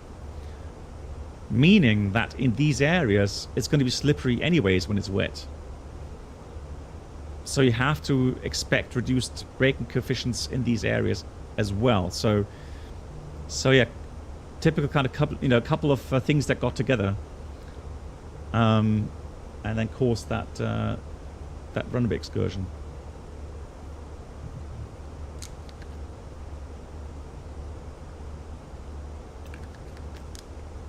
Now, reverse thrust itself is efficient in the high speed part of the landing rollout. The thing is that the slower you get, the less effective reverse thrust get. It's still effective to a certain degree, but it's obviously not as effective as in the high speed regime. Same for the speed brakes. Speed brakes are going to create a lot more drag at higher speed compared to lower speed. Yeah.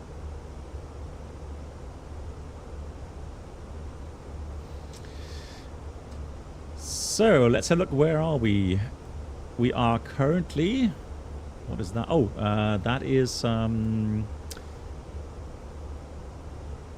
Is that? Hang on. What's that? SA. SA.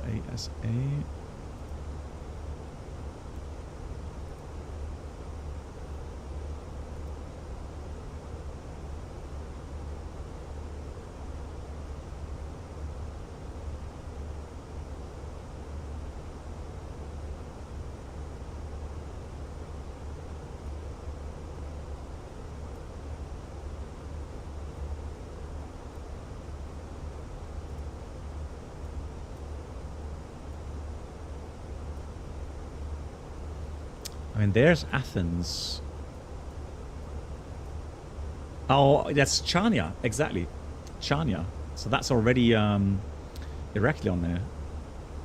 Chania, yeah. So then turn a little bit left, go to Milos. And Milos, then we approach Santorini.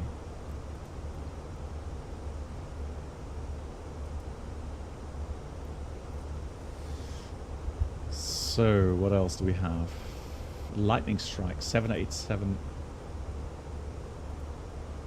So, 787 received damage as a result of the lightning strike while descending through about 1,500 meters.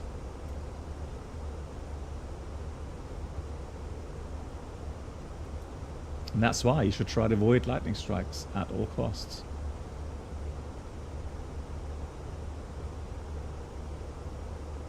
What? Hang on, that's an interesting one. Do you guys read that? Accident. Europa 789 at Santo Domingo, April 7th, 2024. Foreign object debris penetrates fuselage on landing. What? An Air Europe Boeing 787-900-9 flight from Madrid to Santo Domingo landed on Santo Domingo runway 17 and taxied to apron. The aircraft was unable to depart for the return flight due to a number of punctures of the fuselage received during landing. According to preliminary information, the runway asphalt surface partially collapsed on landing. Debris of the runway surface impacted and penetrated the fuselage. Wow, okay. That's something I've not heard for a very long time. The only time I heard runway asphalt damaging an aircraft was on a 737 on takeoff. I think it was in Katowice, where the threshold of the runway was already a bit loose, and so they did a static takeoff, and the thrust then of the engines loosened some more runway parts, and it was blown up against the stabilizer. So it actually had a damaged stabilizer from that.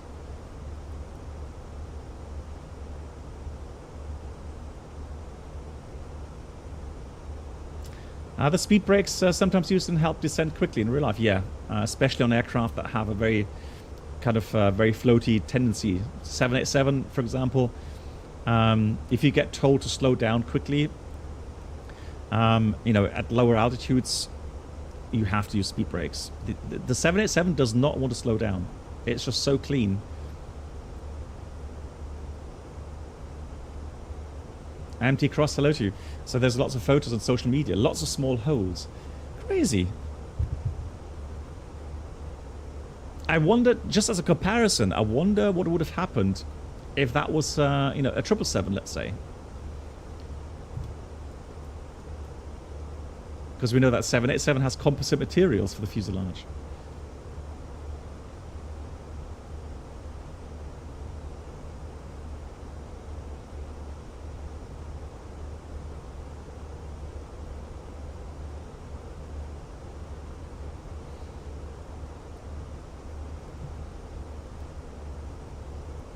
Oh, that was one thing I've read about as well. There's a Lufthansa 747-8 that returned. So they were past Amsterdam on their way to Chicago. So they were northwest of Amsterdam when the crew decided to return to Frankfurt due to fault indication with one of their fire alarm systems. I would assume, well, it could be engine, it could be cargo fire alarm systems. The crew advised no system was needed, descended back to Frankfurt and landed 2.25 hours after departure. The airline reported a faulty fire alarm system prompted a precautionary return. All engines kept running without limitations. No. You can see how some technical issues can actually then lead you to having to return and not continue with a flight over the Atlantic, especially. Okay, so the thing is this, so Giraffe plays games. The problem is it's exaggerated because of the dynamic vibrance setting. So let me just turn that off and then it should get a bit better. But yeah, I think the bluish kind of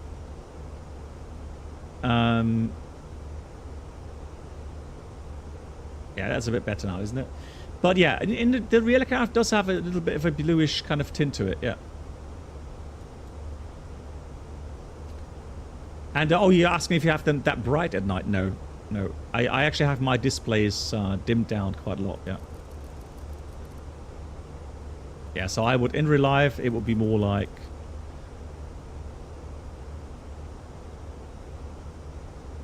yeah, something like this. Yeah, something like that.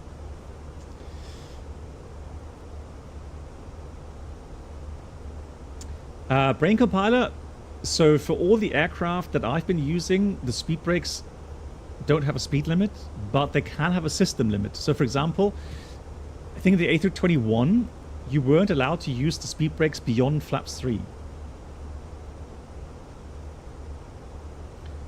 Right? But speed-wise, no. I mean, I'm not aware of any aircraft, at least not the aircraft that I've flown. 320, 737, 787, there were no speed limitations on using the speed brakes.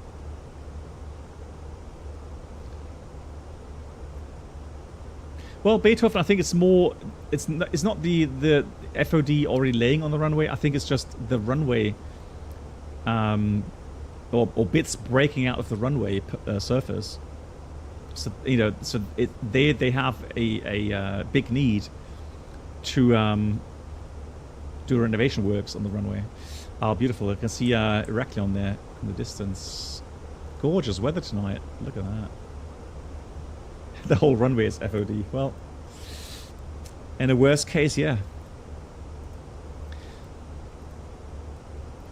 So let's have a look for Santorini ground charts, parking, and we'll talk about some of the specifics.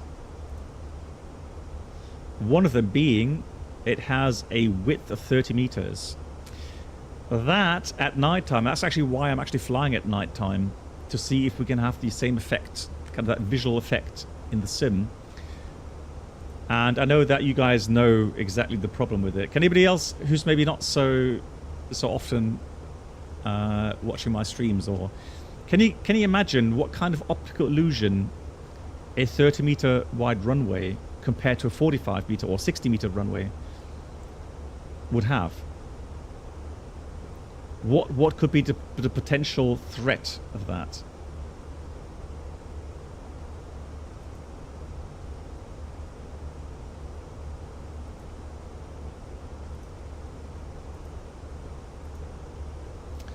.330, let me just... So 288, so the wind has actually died down. 280 at 8, Cavalcade 21.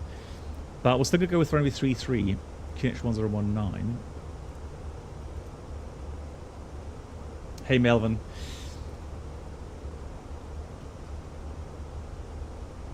The runway seems shorter. It could be, but that's not the main issue. The bigger issue is you have a certain optical illusion. So when you come down and you look at the runway, so let's say normally your runway, you know, is taking up a certain amount of space on the windshield. And now it just looks smaller. You would think that you are higher up, wouldn't you? So the risk is a late flare, i.e. hard landing. The second threat would be if you have lots of crosswind, right? You have less margin of error available left and right of center line. 15 meters left and right isn't that much anymore.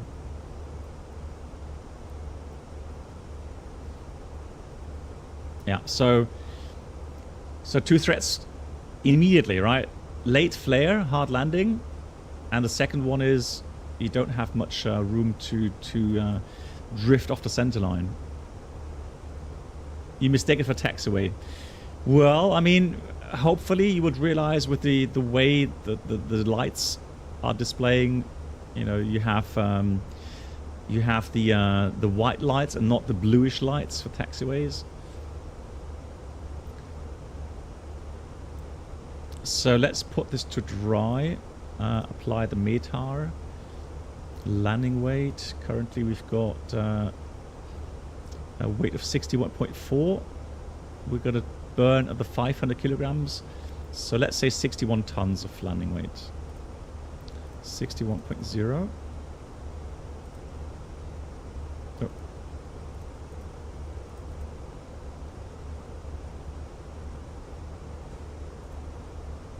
Huh? 61. Enter. Orbit medium. So we can already see we have available only 2,200 meters.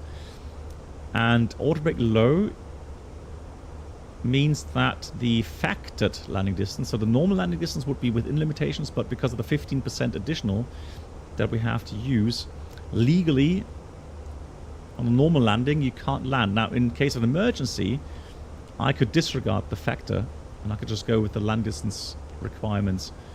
So in an emergency I could use automatic low. But I mean, we have automatic medium available. We've got some reverse available as well, although that doesn't have an effect with auto brake.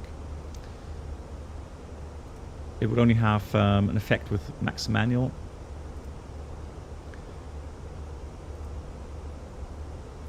Of course, we'll do a flat full landing, so medium auto brake, flat full, and auto thrust is off.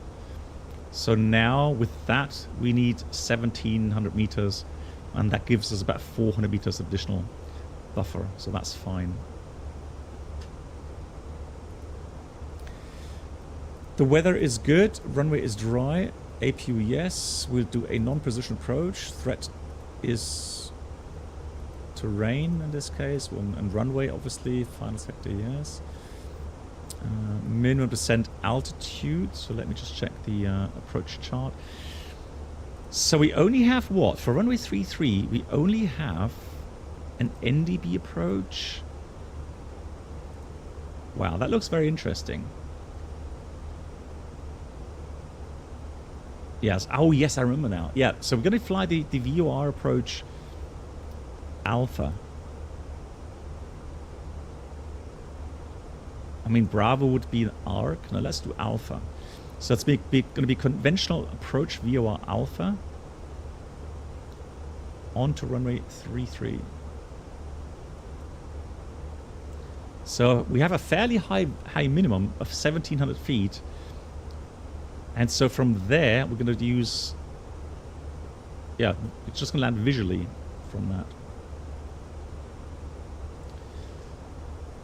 So the opposite is true if the... yeah, exactly. So when you have a 60-meter runway width, you would potentially flare too early, because you have the impression that you're closer to the runway than you actually are. So a wider than normal runway, you flare too high. When the width is shorter, smaller, then you have the tendency to flare too late.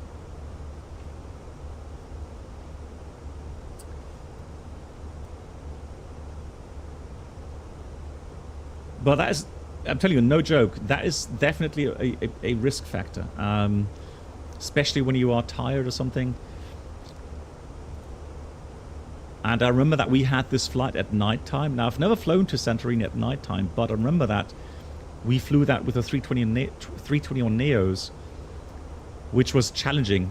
And then you have the wind situation there. So initially, the forecast was the 32 knots of wind today. And then you don't have much runway width. It really does make it challenging.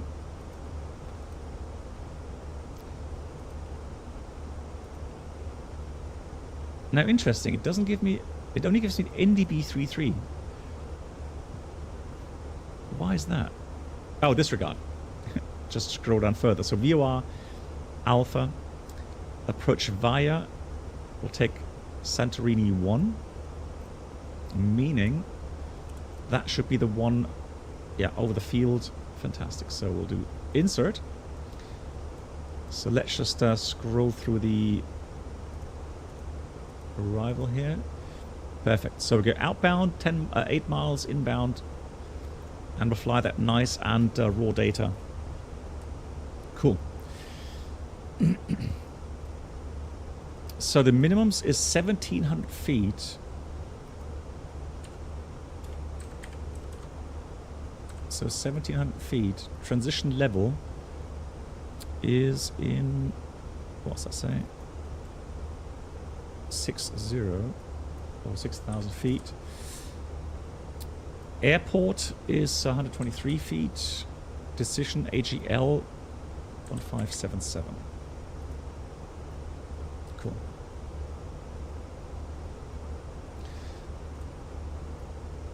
You have control. I have control. So let me prepare the box. So we're going to go, routing is inserted, performance page.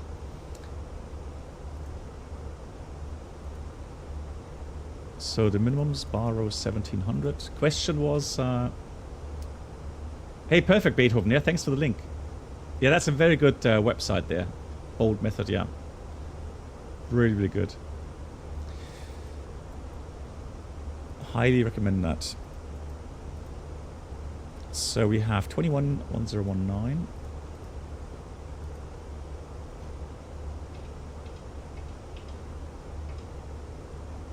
I would config full landing, obviously. 060 for the transition level, and the wind 280 at 8 this time. So 280 at 8. Now we need the RATNAV because it's a raw data approach, so we do need the needles indicating. So that's Sierra November India. I'm going to put that on both sides. And the course is, it's an offset approach, so another risk, 3 to 4 degrees.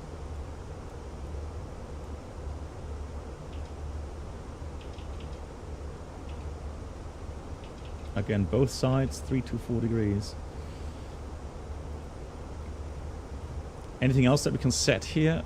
Let's just check. No, there's no other navigation equipment there. Cool. And auto brake medium. Has been a situation where it just got to turn on lights for approach at night. Yeah, well, I mean, I didn't have for the approach. I had the issue in Paris, Charles de Gaulle. No joke. We it was evening, and we taxied out, and it was officially already nighttime. It was fairly dark as well, so we got the clearance. Line up, clear takeoff. 09 right, and I lined up, and I said to my first officer, because when you have a gut feeling, you're supposed to tell the other crew member about your gut feeling. I said, something doesn't seem right. I just can't put my finger on it right now, what it is. And the first officer said, I think we have no runway lights. And I thought, yeah, you're right. That's what it is. So my eyes were seeing something that was not normal, but I couldn't quite put my finger on it. And the first officer, yeah, we don't have a runway. So I said to my first officer, tell the tower to switch on the runway lights. And so he said, hey, tower, please switch on runway lights. And the tower, but that's okay. You could take off. And we're like, no, we can't. Because we have clear rules that at nighttime, we need runway edge lights. We need them. And we need runway end lights as well. So that is no go. You can't, I'm not going to take off without runway lights, right? So, but that was a funny reaction. It was like, oh yeah, yeah, but you can take off. No, we can't.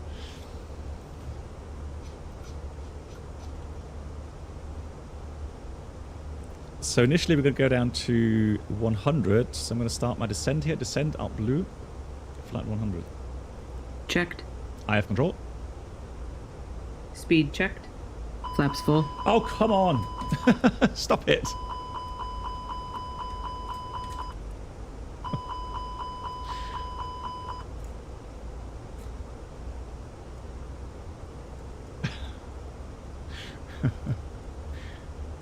I have control.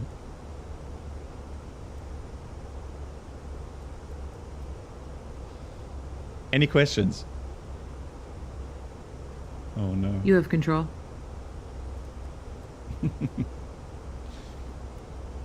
Are you ready for the approach brief?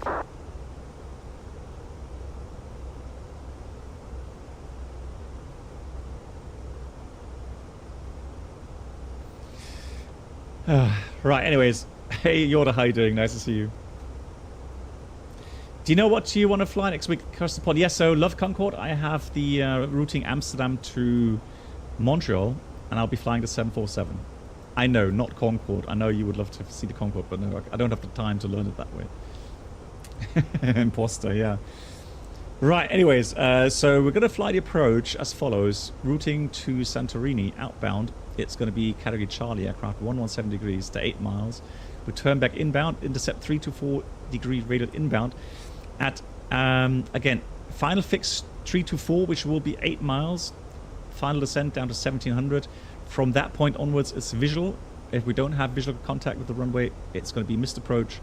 Straight out 3 to 4 degrees, 2,500, right turn back to the VOR, climbing 3.5, and then entering holding. MSA 3,500 feet. After landing, we will taxi in. We're going to vacate Delta or Charlie, probably Charlie, left off, then directly to the apron. Got to be careful with 3-minute taxi-in time before we switch off the engines. And yeah, we already set a very, very a bigger issue with the runway width, 30 meters only. Risk of late flare. Callouts are important. We have to listen to the radar altimeter callouts. And we have 400 meters buffer to the max landing distance. Yeah, it's the 747 P3D. Yeah. That it is, yeah.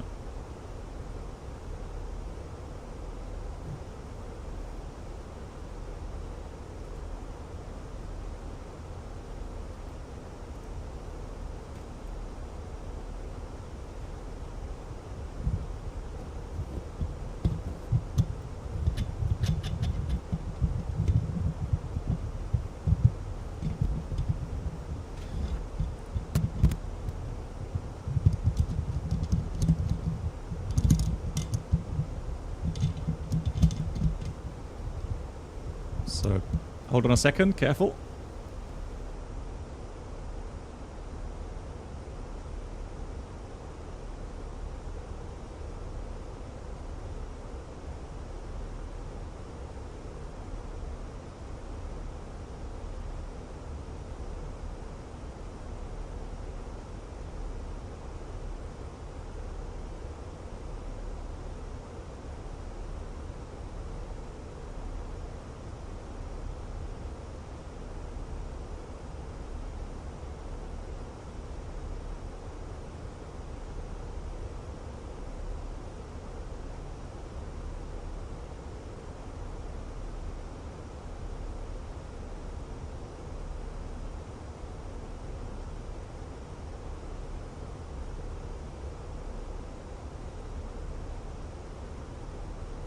So test. It's just a microphone came off again from the stand.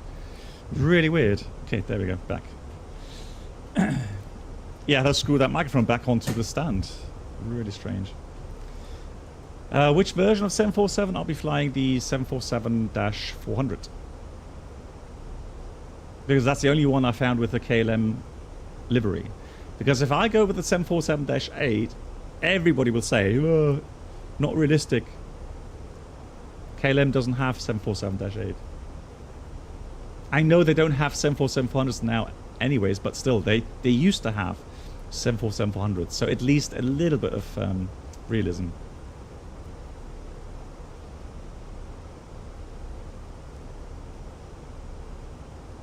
KLM doesn't fly 747 single pilot. Well, yeah, okay.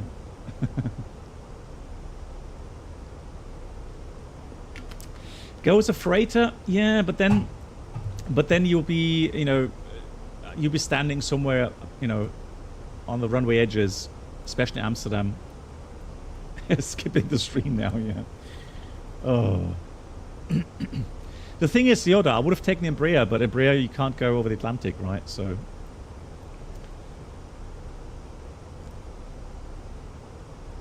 The 747 is the better version. Yeah, I think so too. I do like it. Yeah. Cool.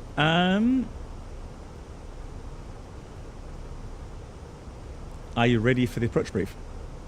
Go ahead. Any questions? No questions. There we go. I just had to do that to get everything in sequence again. But that's working now. Right, we have Santorini in the distance there. You can see that typical shape. The airport is there. So we're going to cross the airport, fly around it, do the procedure turn, and then land on the runway 33, hopefully.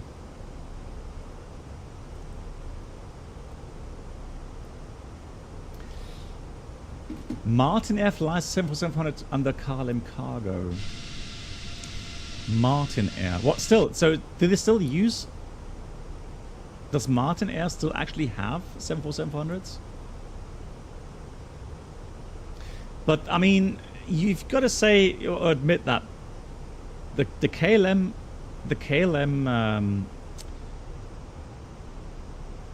yeah, it does. Okay, 4 of them. Yeah, but the KLM livery is just beautiful, isn't it?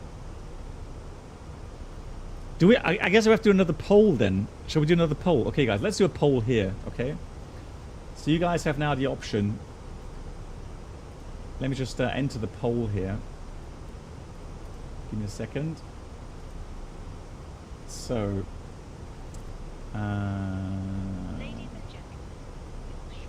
Poll. Vote on KLM or Martin Air 747 question mark. So option 1 is KLM, and that's for the 0, and Martin Air is going to be number 1. So when the poll opens, you have to type vote 0 for KLM and exclamation mark vote 1 for Martin Air. All right, poll is now open. So exclamation mark vote 0 for KLM and exclamation mark vote 1 for Martin Air.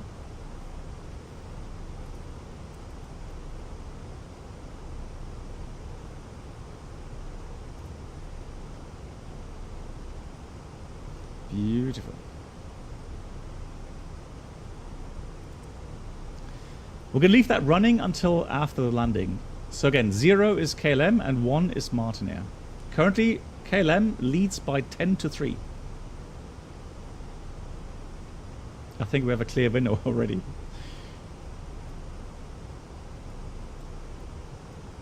So when I cleared descend down to, so the lowest that we can do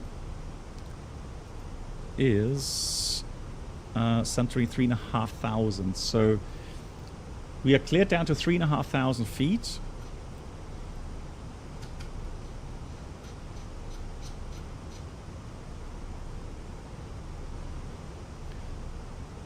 And so altimeter is going to be 1019.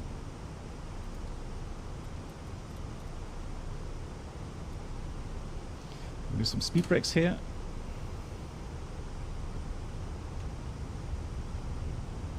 One zero one nine set passing 10,500. Now Checked. Approach checklist. barrow ref 1019 set. 1019 set. Seatbelts On. minimum. 1700 feet set. Auto brake. Medium armed. Engine mode selector. Normal. Approach checklist completed. Thank you. Hey, Winky. Ooh, Martin S is gaining ground. Guys, you guys wanna meme me, right? Hang on. Look at that. KLM 14, Martin 8. Oh, and in the end, you know what it's gonna be? In the end, it's gonna be.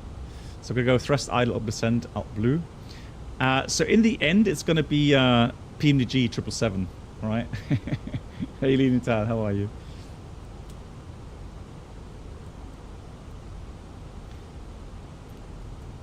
So now we're going to descend down to 3,000 feet. 3,000 out blue.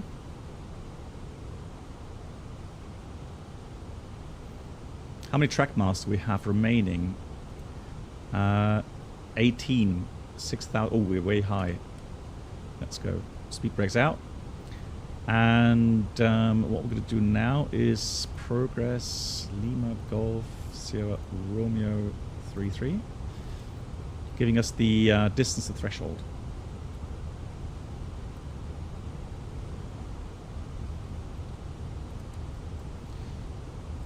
So 8 DMEs outbound. Do we have to turn inbound again?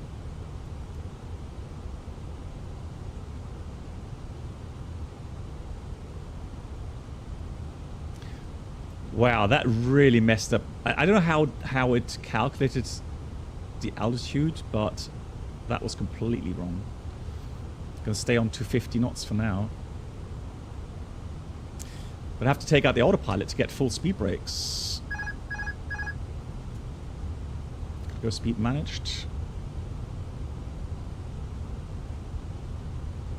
Yeah, we've got to descend here quickly.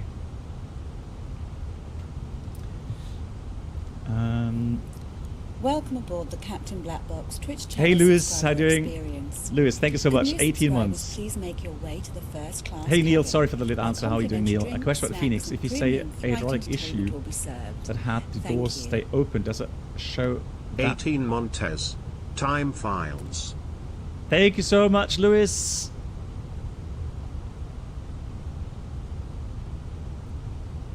So we should be coming into the path. Flaps 1. Speed checked. Flaps 1.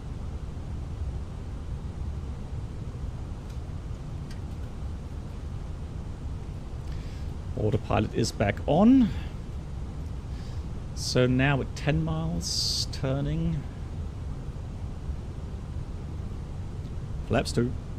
Speed checked. Flaps 2.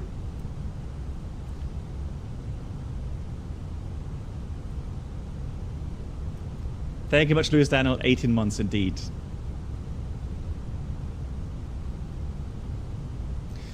I am going to go on to track FPA now. I'm going to intercept the final path. Checked.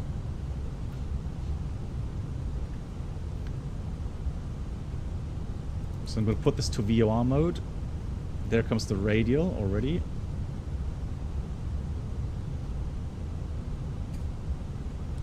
.10 miles, final descent out of 3,500.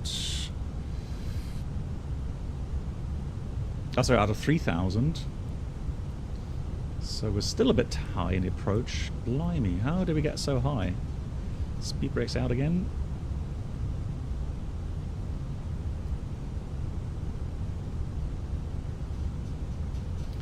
Going to switch to track FPA. Going to inbound track.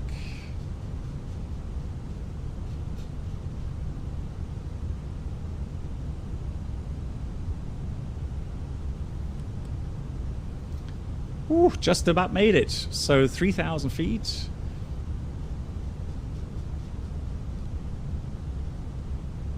And we'll descend out of 8 miles. So I'm going to continue now at a 3 point... How many miles?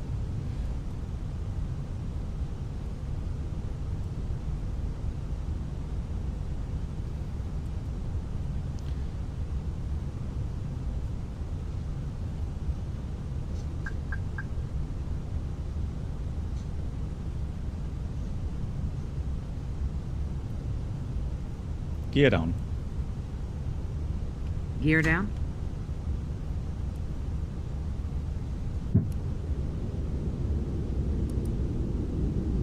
Flaps 3.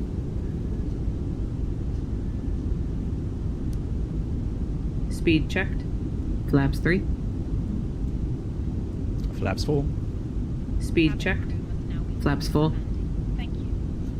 2,500. Radar altimeter alive. Cabin is now secure for Checked. landing.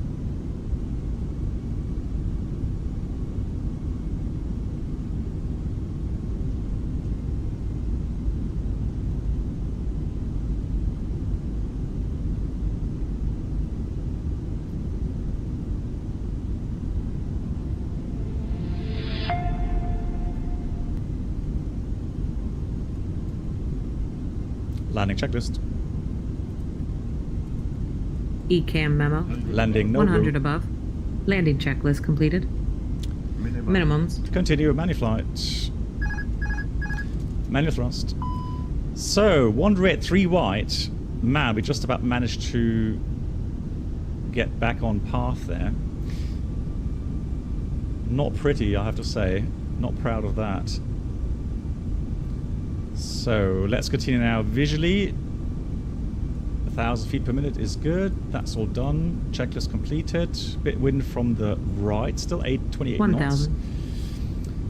It's checked. So what I'm going to do now is I'm going to go visually, trying to keep clear of the terrain on one side, but on the other side, trying to line a little bit earlier with the center line. Watching the speed.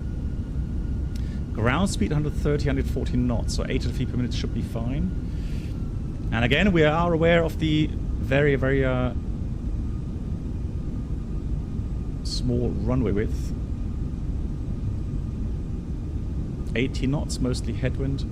Santorini traffic, Air Malta 4287 to my final 33 in Santorini. I mean, I've not heard anyone on the whole flight today. It was so quiet. 500.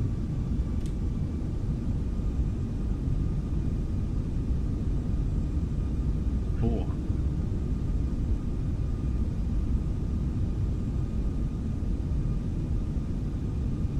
300.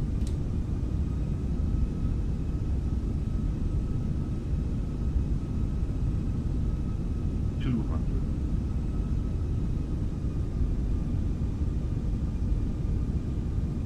100.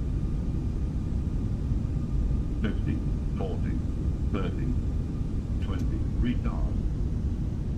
10, 5. So we've got spoilers, reverse green, decel. Spoilers. Reverse green. Decel.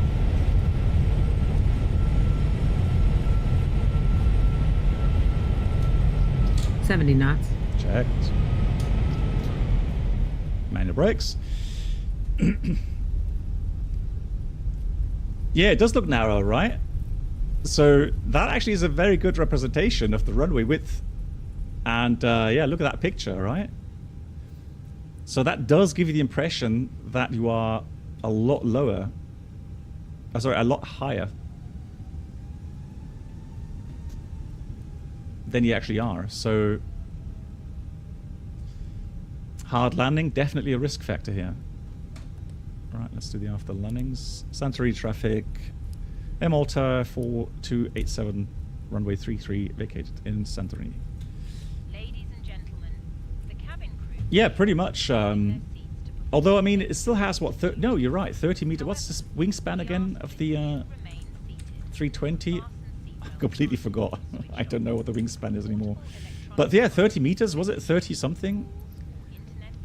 34 meters, yeah, there we go. So yeah, the wing tips will be outside of the runway edges, yeah.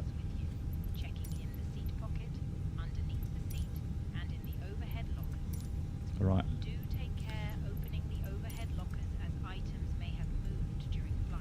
After landing checklist. Radar and predictive wind shear system. Off. After landing checklist completed. Oh, look, there's our follow me. Fantastic. Working today. So, the voting has completed and we have a winner. Poll is closed. KLM is the winner. So we're flying KLM 747 on across the pond. Right, I don't see the marshal here.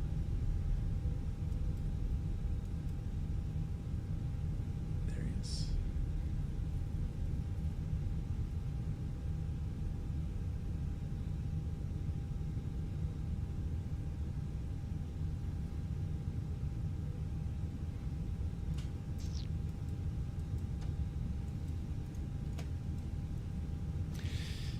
So, 3 minutes. What time did we touch down? And we did use reverse thrust, so we've got to wait, I think, 1 more minute before we shut down the engines. Let them cool down. And then we'll do the following. We're going to go to Ibiza, and we're going to try some engine failures. So we're going to try an engine failure with crosswind, right? So forward set max crosswind component he wants. Oops.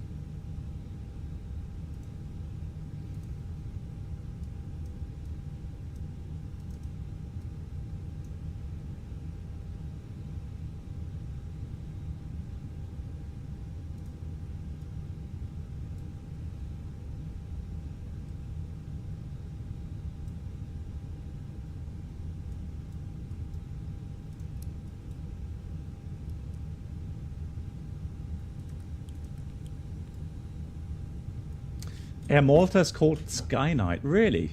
The new... Okay, Sky Knight. How weird.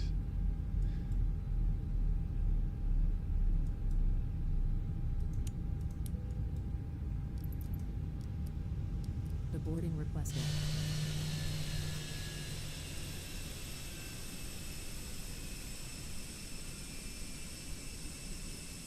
Hey, Jeremiah.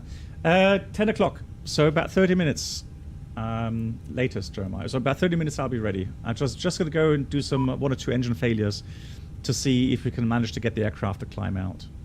Forward, are you still in by any chance? Regarding the conditions. Knights of Malta reference, okay. Yeah. So let me just have a quick look at daytime. Passenger's bus is coming. Hold on. So that is Santorini from JustSim. JustSim, they're not making bad sceneries, but they're making just very basic kind of sceneries. But I have to say, this doesn't look too bad.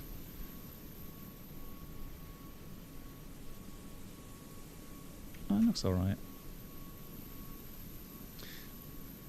The only thing disappointing, really, is the depiction of the coastline on the other side. So forward. Okay, so forward. Let me go. What weights did you use then?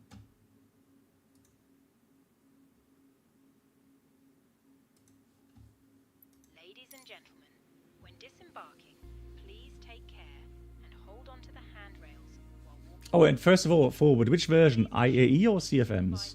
Or doesn't that matter? For your own safety, do not walk underneath the wing.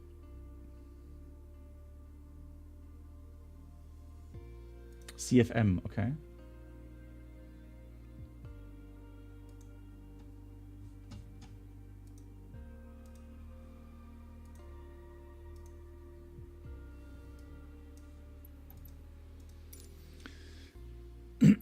So, Ibiza.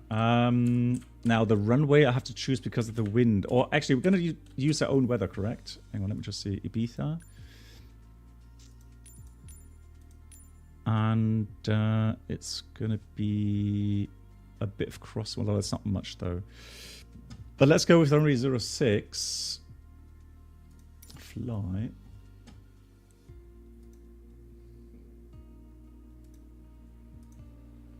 Oh, is that a scenario as well? Wait, hang on, let me just check.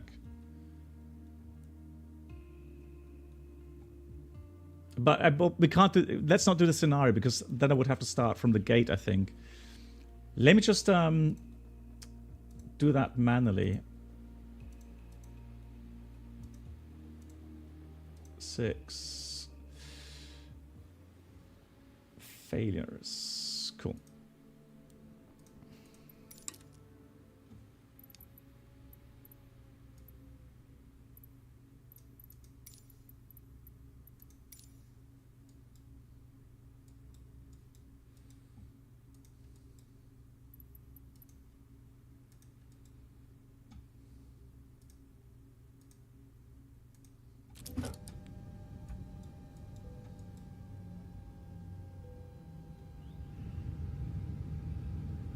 Yeah, that's true. I can load the weather.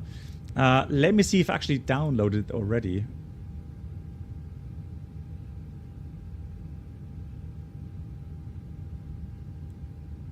So which one would it be? Anybody know which scenario? Let me just check. Training scenario.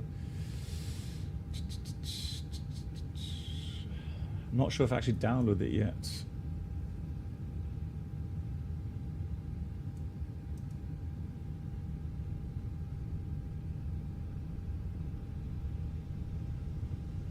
Oh, wait, we are IAE engines. Disregard, hang on. Menu, continue.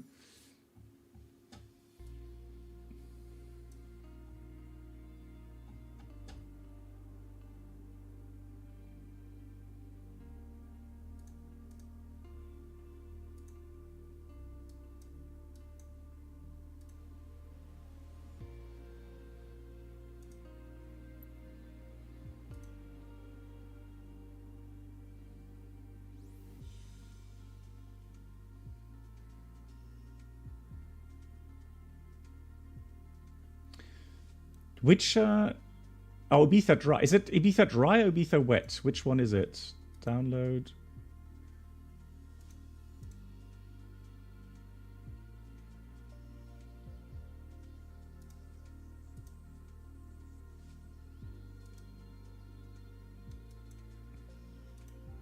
Use Dry. Okay, fantastic. Now let me choose, first of all, the CFM version. So CFM, aircraft selection, CFM. We'll take, let's take this one here.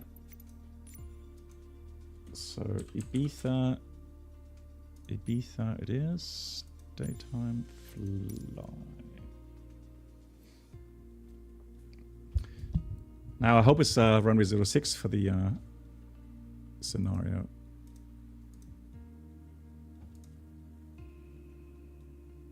Hey Eric Guitarist, how you doing? Nice to see you. Hope you had a great weekend.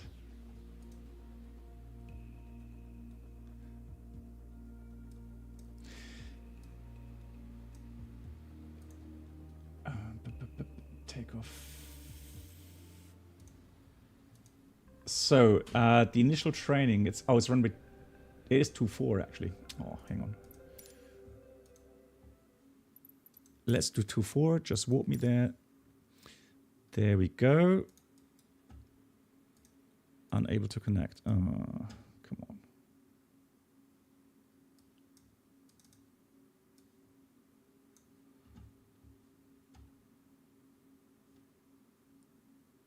Come on.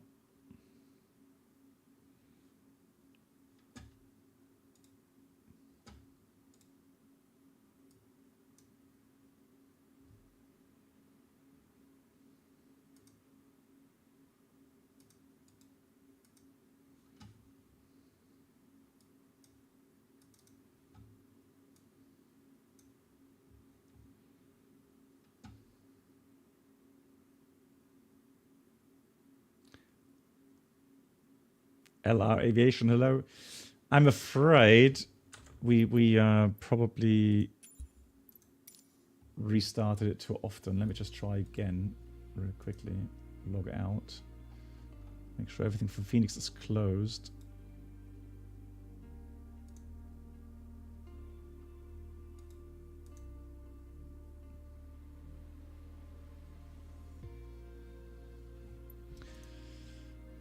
So world map, let's do it this way. Set as departure.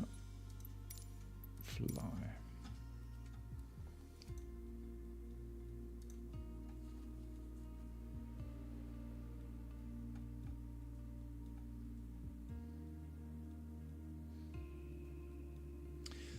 So what we're going to do, we're going to get ourselves a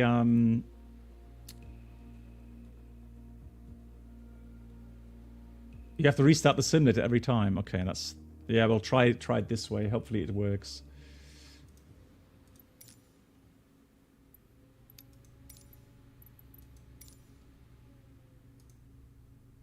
But it sounds all right to me. FENIX, panel states, ready, activate. That sounds all right if you ask me.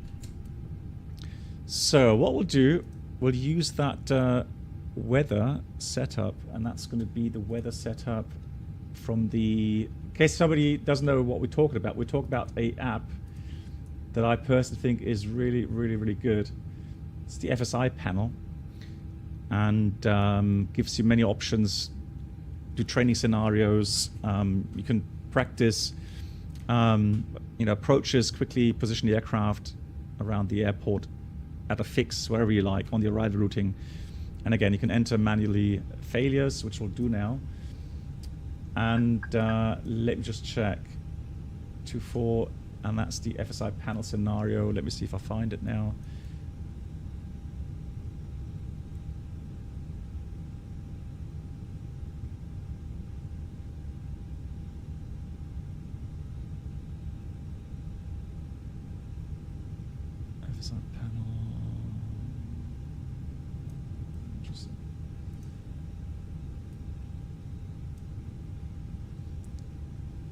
Takeoff training it is, right? So. There. Found it. Okay, so there we go. So now we got the wind.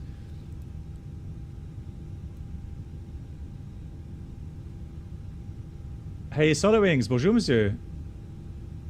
Oh, you lost your old account. Oh no. So let's see. Forward, is that pretty much the condition?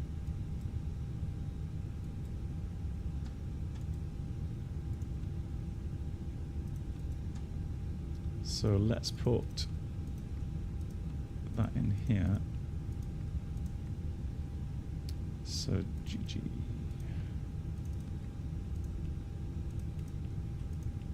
I would say so. Okay, cool. Right, so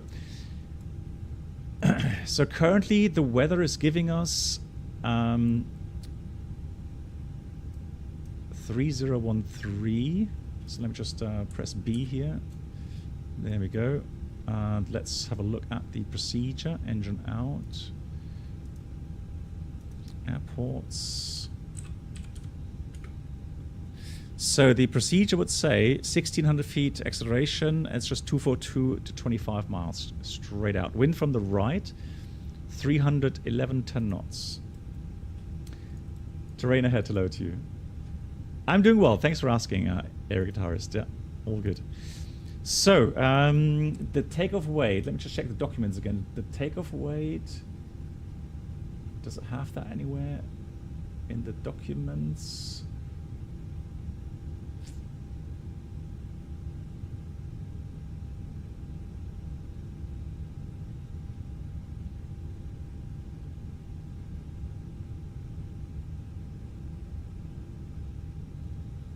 Set automatically. Oh, hang on. Hold on. Disregard. It actually sets us at the... Okay. Start training. We'll do a severe failure. So, forward, for the severe failure, that is more like towards V1, correct?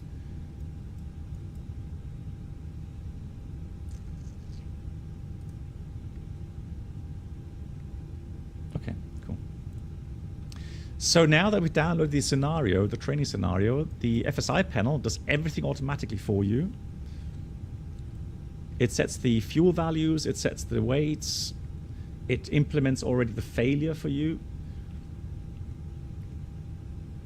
Choose light failure, sets the VR engine manually. Okay, so with the severe failure, choose light failure and set the VR engine. Ah, okay. Okay, let me just wait until the FSI panel finishes everything.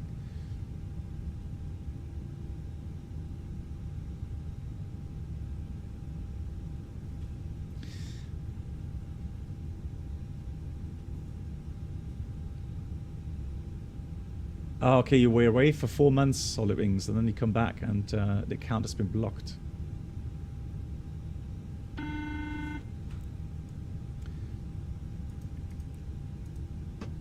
The cabin is now secure for takeoff. Wonderful.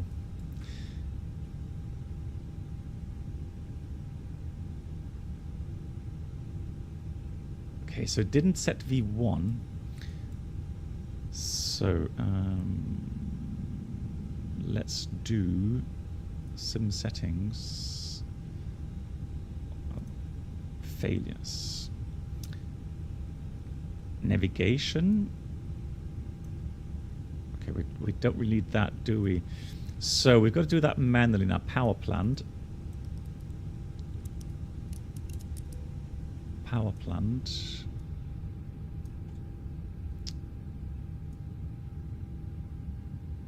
So let's do engine 2 failure. Which side? Any preference forward? Which side do you want to fail? Left or right?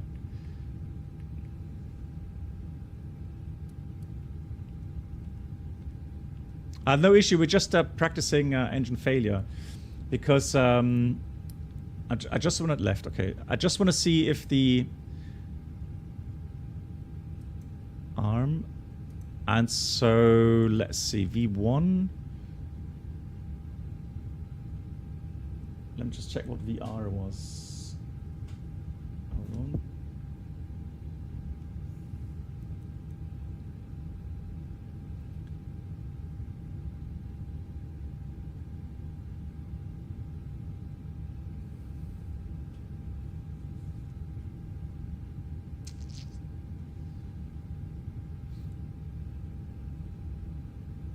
I think it was like, let's do 139. Apply changes. Okay, so we've armed engine failure, 139 knots. That's good because V1 speed will put at 138. So we have to go and take off. We can't abort anymore. Expect takeoff clearance shortly. Okay, acknowledge. So against engine failure, it's already put us the procedure straight out. 242 track. And the engine acceleration is in 1600. Correctly set. NADP 2.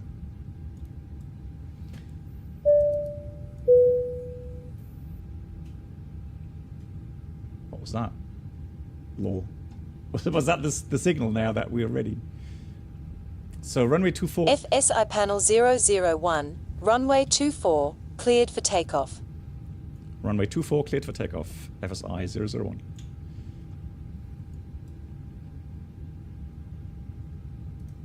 Cool. Alrighty, let's do that then. Are we ready? Everything's set. Good to go. Let's try. Takeoff.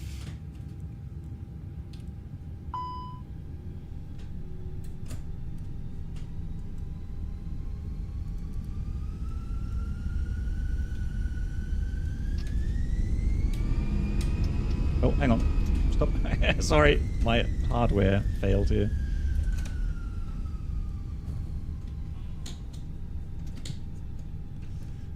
Hold on. There we go. All right, let's try again. Take off.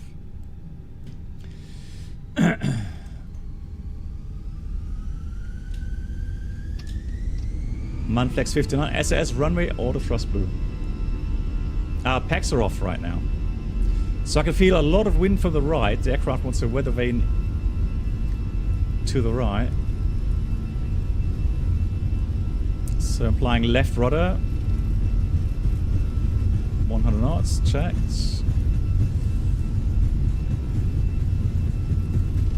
It's only 10 knots crosswind, not that much.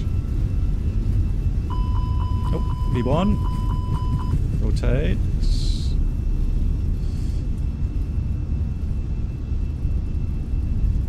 Yeah, you're right. You can't lift off. Engine 1 fail. Yeah, full right rudder. Yeah, doesn't work. Is that, yeah, that was your issue, yeah. Yeah, I can confirm. That definitely doesn't work.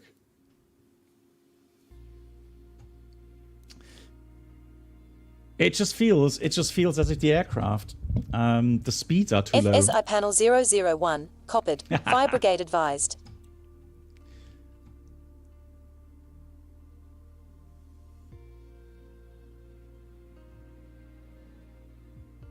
Hey, Jalen, no worries. No worries. Yeah, maybe next time.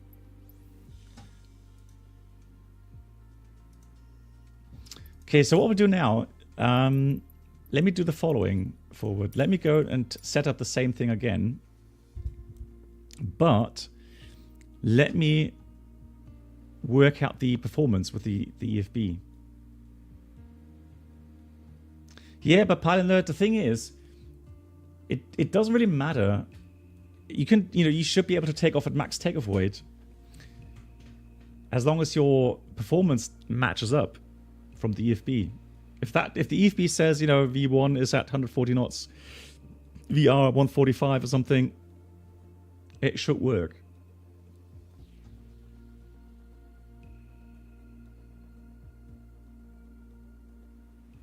Yeah, it could be another issue with simply with Microsoft Flight Sim. That is also possible. It's one of those issues. Maybe ground effect is off or something. It could have many, many, many different reasons. We'll try again. Panel states, ready, activate.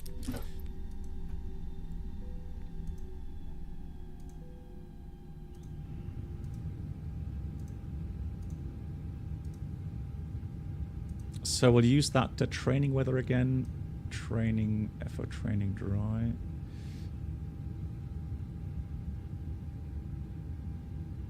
There it is. So let me go quickly hack that in.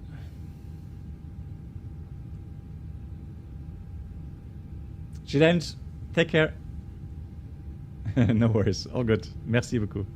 So let me try again. Come on, FMCG. So in it.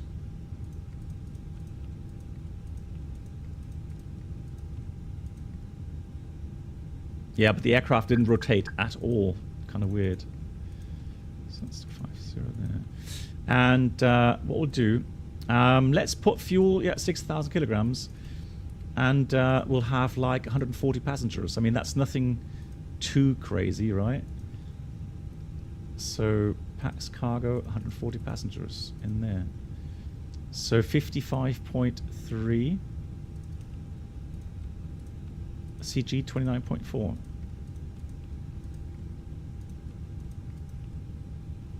So 24. Let's just do some departure route, doesn't matter what. The rest is not so important. And then we'll have the performance.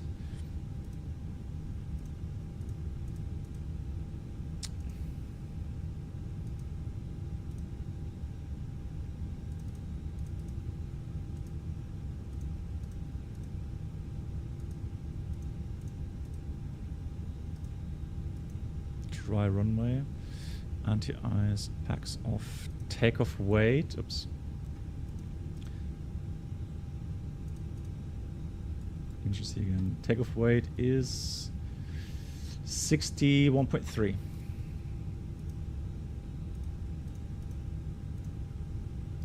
CG currently, let's put 30 or something.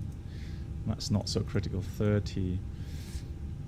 And calculate. So So these are the values, right? So we're weighing 61 tons, nothing crazy.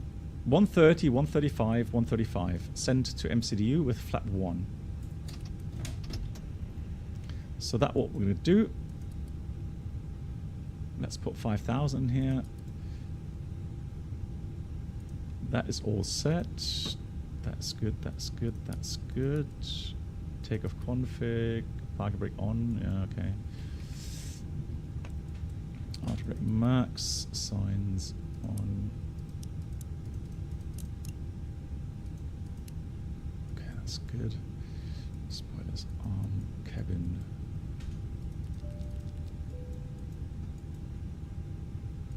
Yeah, the crosswind seemed more. It felt. I agree. It did feel more. Right. Let's say cabin is ready.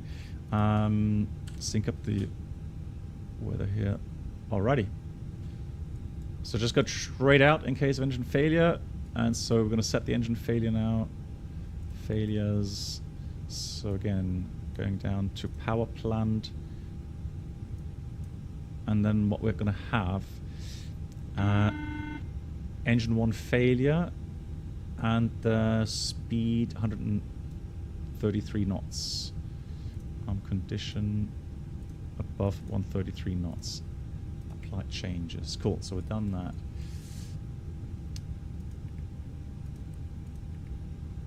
The cabin is now secure for takeoff. I can also choose VR for event. Okay, that's fine now. Cool. Let's try again. Let's see.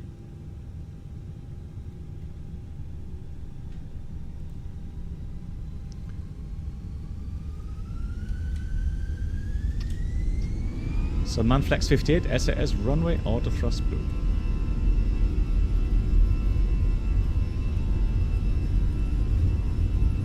Why is that cross jumping like that?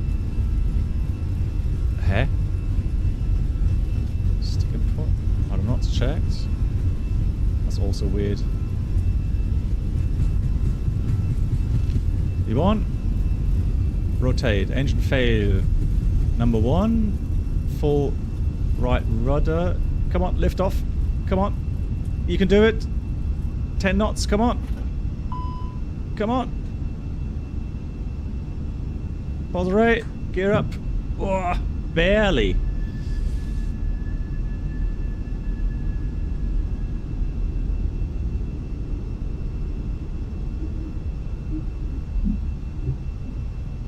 But also, what I would say, right now, looking at the VLS, it just feels as if the VLS is also, or the speeds at least, are not correct. So let's pull heading, maintain runway track.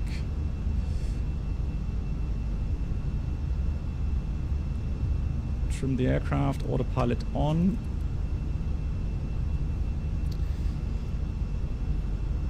Could leave the thrust as is. I'm not going to increase the thrust, but that speed just seems a bit low. I'm going to keep that at current speed.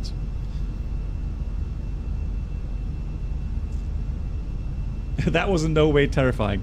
Yeah, so I have to admit, the way the aircraft behaves in the kind of when you rotate just doesn't seem right. It is.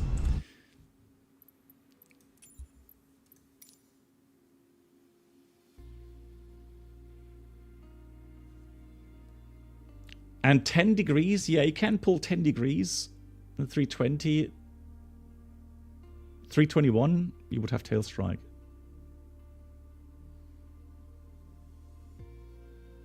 No, no, you don't go. You don't have to go toga, because when you calculate the performance, it takes that into account. So you can go and leave the thrust as it is, and you would only go with toga power if you know that you're above V2 speed, or at least if you know your VMCG. So the minimum control speed air, so it's our VMCA speed. If you know the VMCA speed and you know that you're above that, then you could potentially go into toga mode, but you would not have to.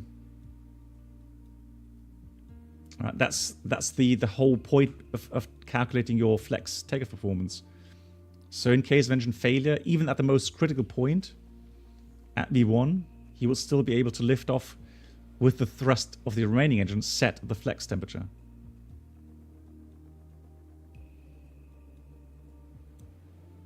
Yeah, it's fine. I have another 5 minutes forward. It's fine. So we set 10 o'clock for the group flight.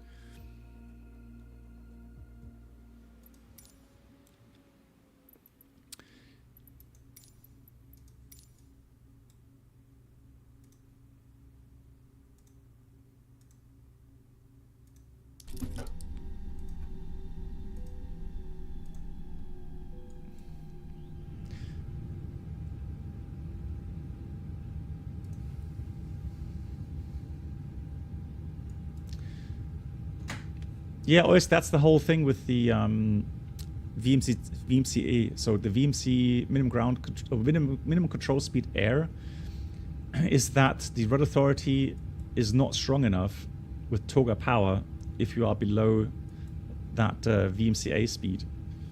So yeah, you have to be careful with that. Maybe P3D works better. Yeah, it does actually. So with the FS Labs, it does feel better and more realistic, yeah. But I don't blame it on FENIX. Again, guys, it's one of those things in Microsoft Flight Sim. It's just, yeah, it's one of those things. It's not much we can do about it unless they change that stuff. So ground effect, ground friction, you know, proper aerodynamic fluid modeling, etc., etc. That is all in the ballpark of a sober Microsoft. Can't blame the add-on maker all the time for that. So let me try again. Config.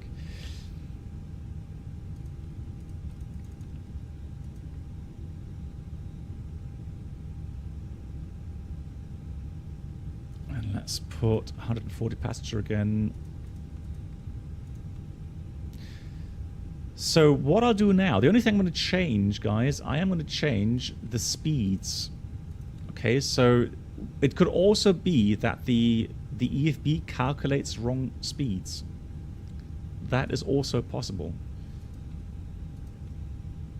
i.e. speeds that are too low. So let me just go ahead and go performance config 2.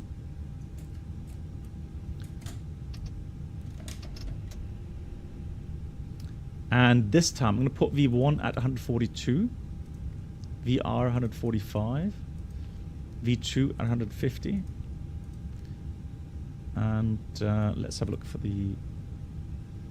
Actually, what was it, 51 or something, flex?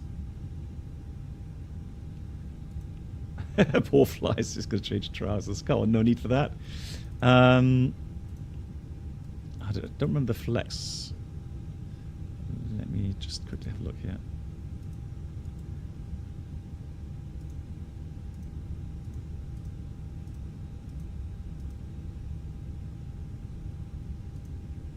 That was 61.3, I think. 61.3.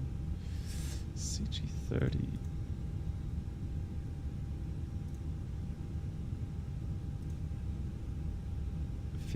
Here it says actually flaps 1. Okay, let's try flaps 1 and 58, just as a different setup. But again, the speeds, as I said here, I'll use a little bit higher speeds, which normally would improve the takeoff performance.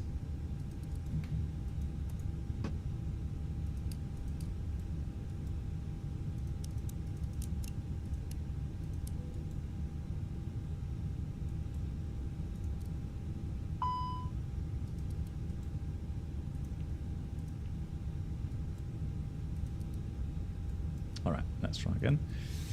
And for the failure again, power plant.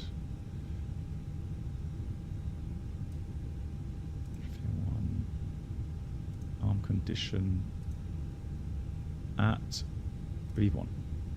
Apply. Cool. Let's try.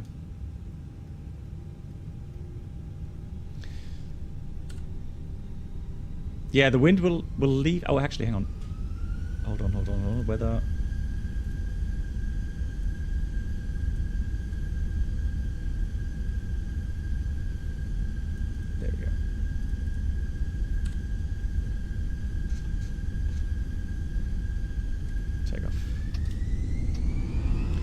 Manflex 58 SS runway autothrust blue. Thrust set.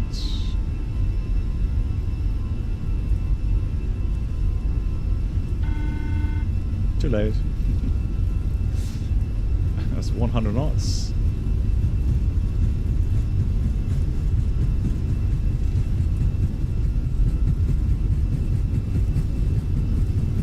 If you want, rotate.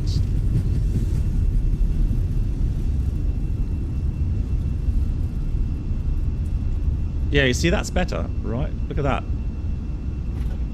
Rudder is more responsive. Oh, careful the speed. No, disregard. Talk about power. Oh no. No, it doesn't work. So, yeah, something's messed up. Something is really messed up regarding drag model or ground effect model. I have a feeling that the whole constellation with the flap settings, the speed on the performance calculator, something doesn't match up. So initially the rotation felt better, and I had a feeling we lifted off. So in the ground effect, we were able to lift off. And then once we got out the ground effect, the speed just dropped like crazy. Okay, so forward, I can say you're not wrong. You are not wrong. You did nothing wrong. Something's not quite as it should be, unfortunately. Hello, Black Box. Hey, Brennel. Okay, then we go and do the group flight, guys. I'll just quickly stop the stream for like 5 minutes. Set everything for the next flight in Colombia. And today we're flying to Quito. It should be interesting. It should be interesting. So, guys, see you in about 5 minutes.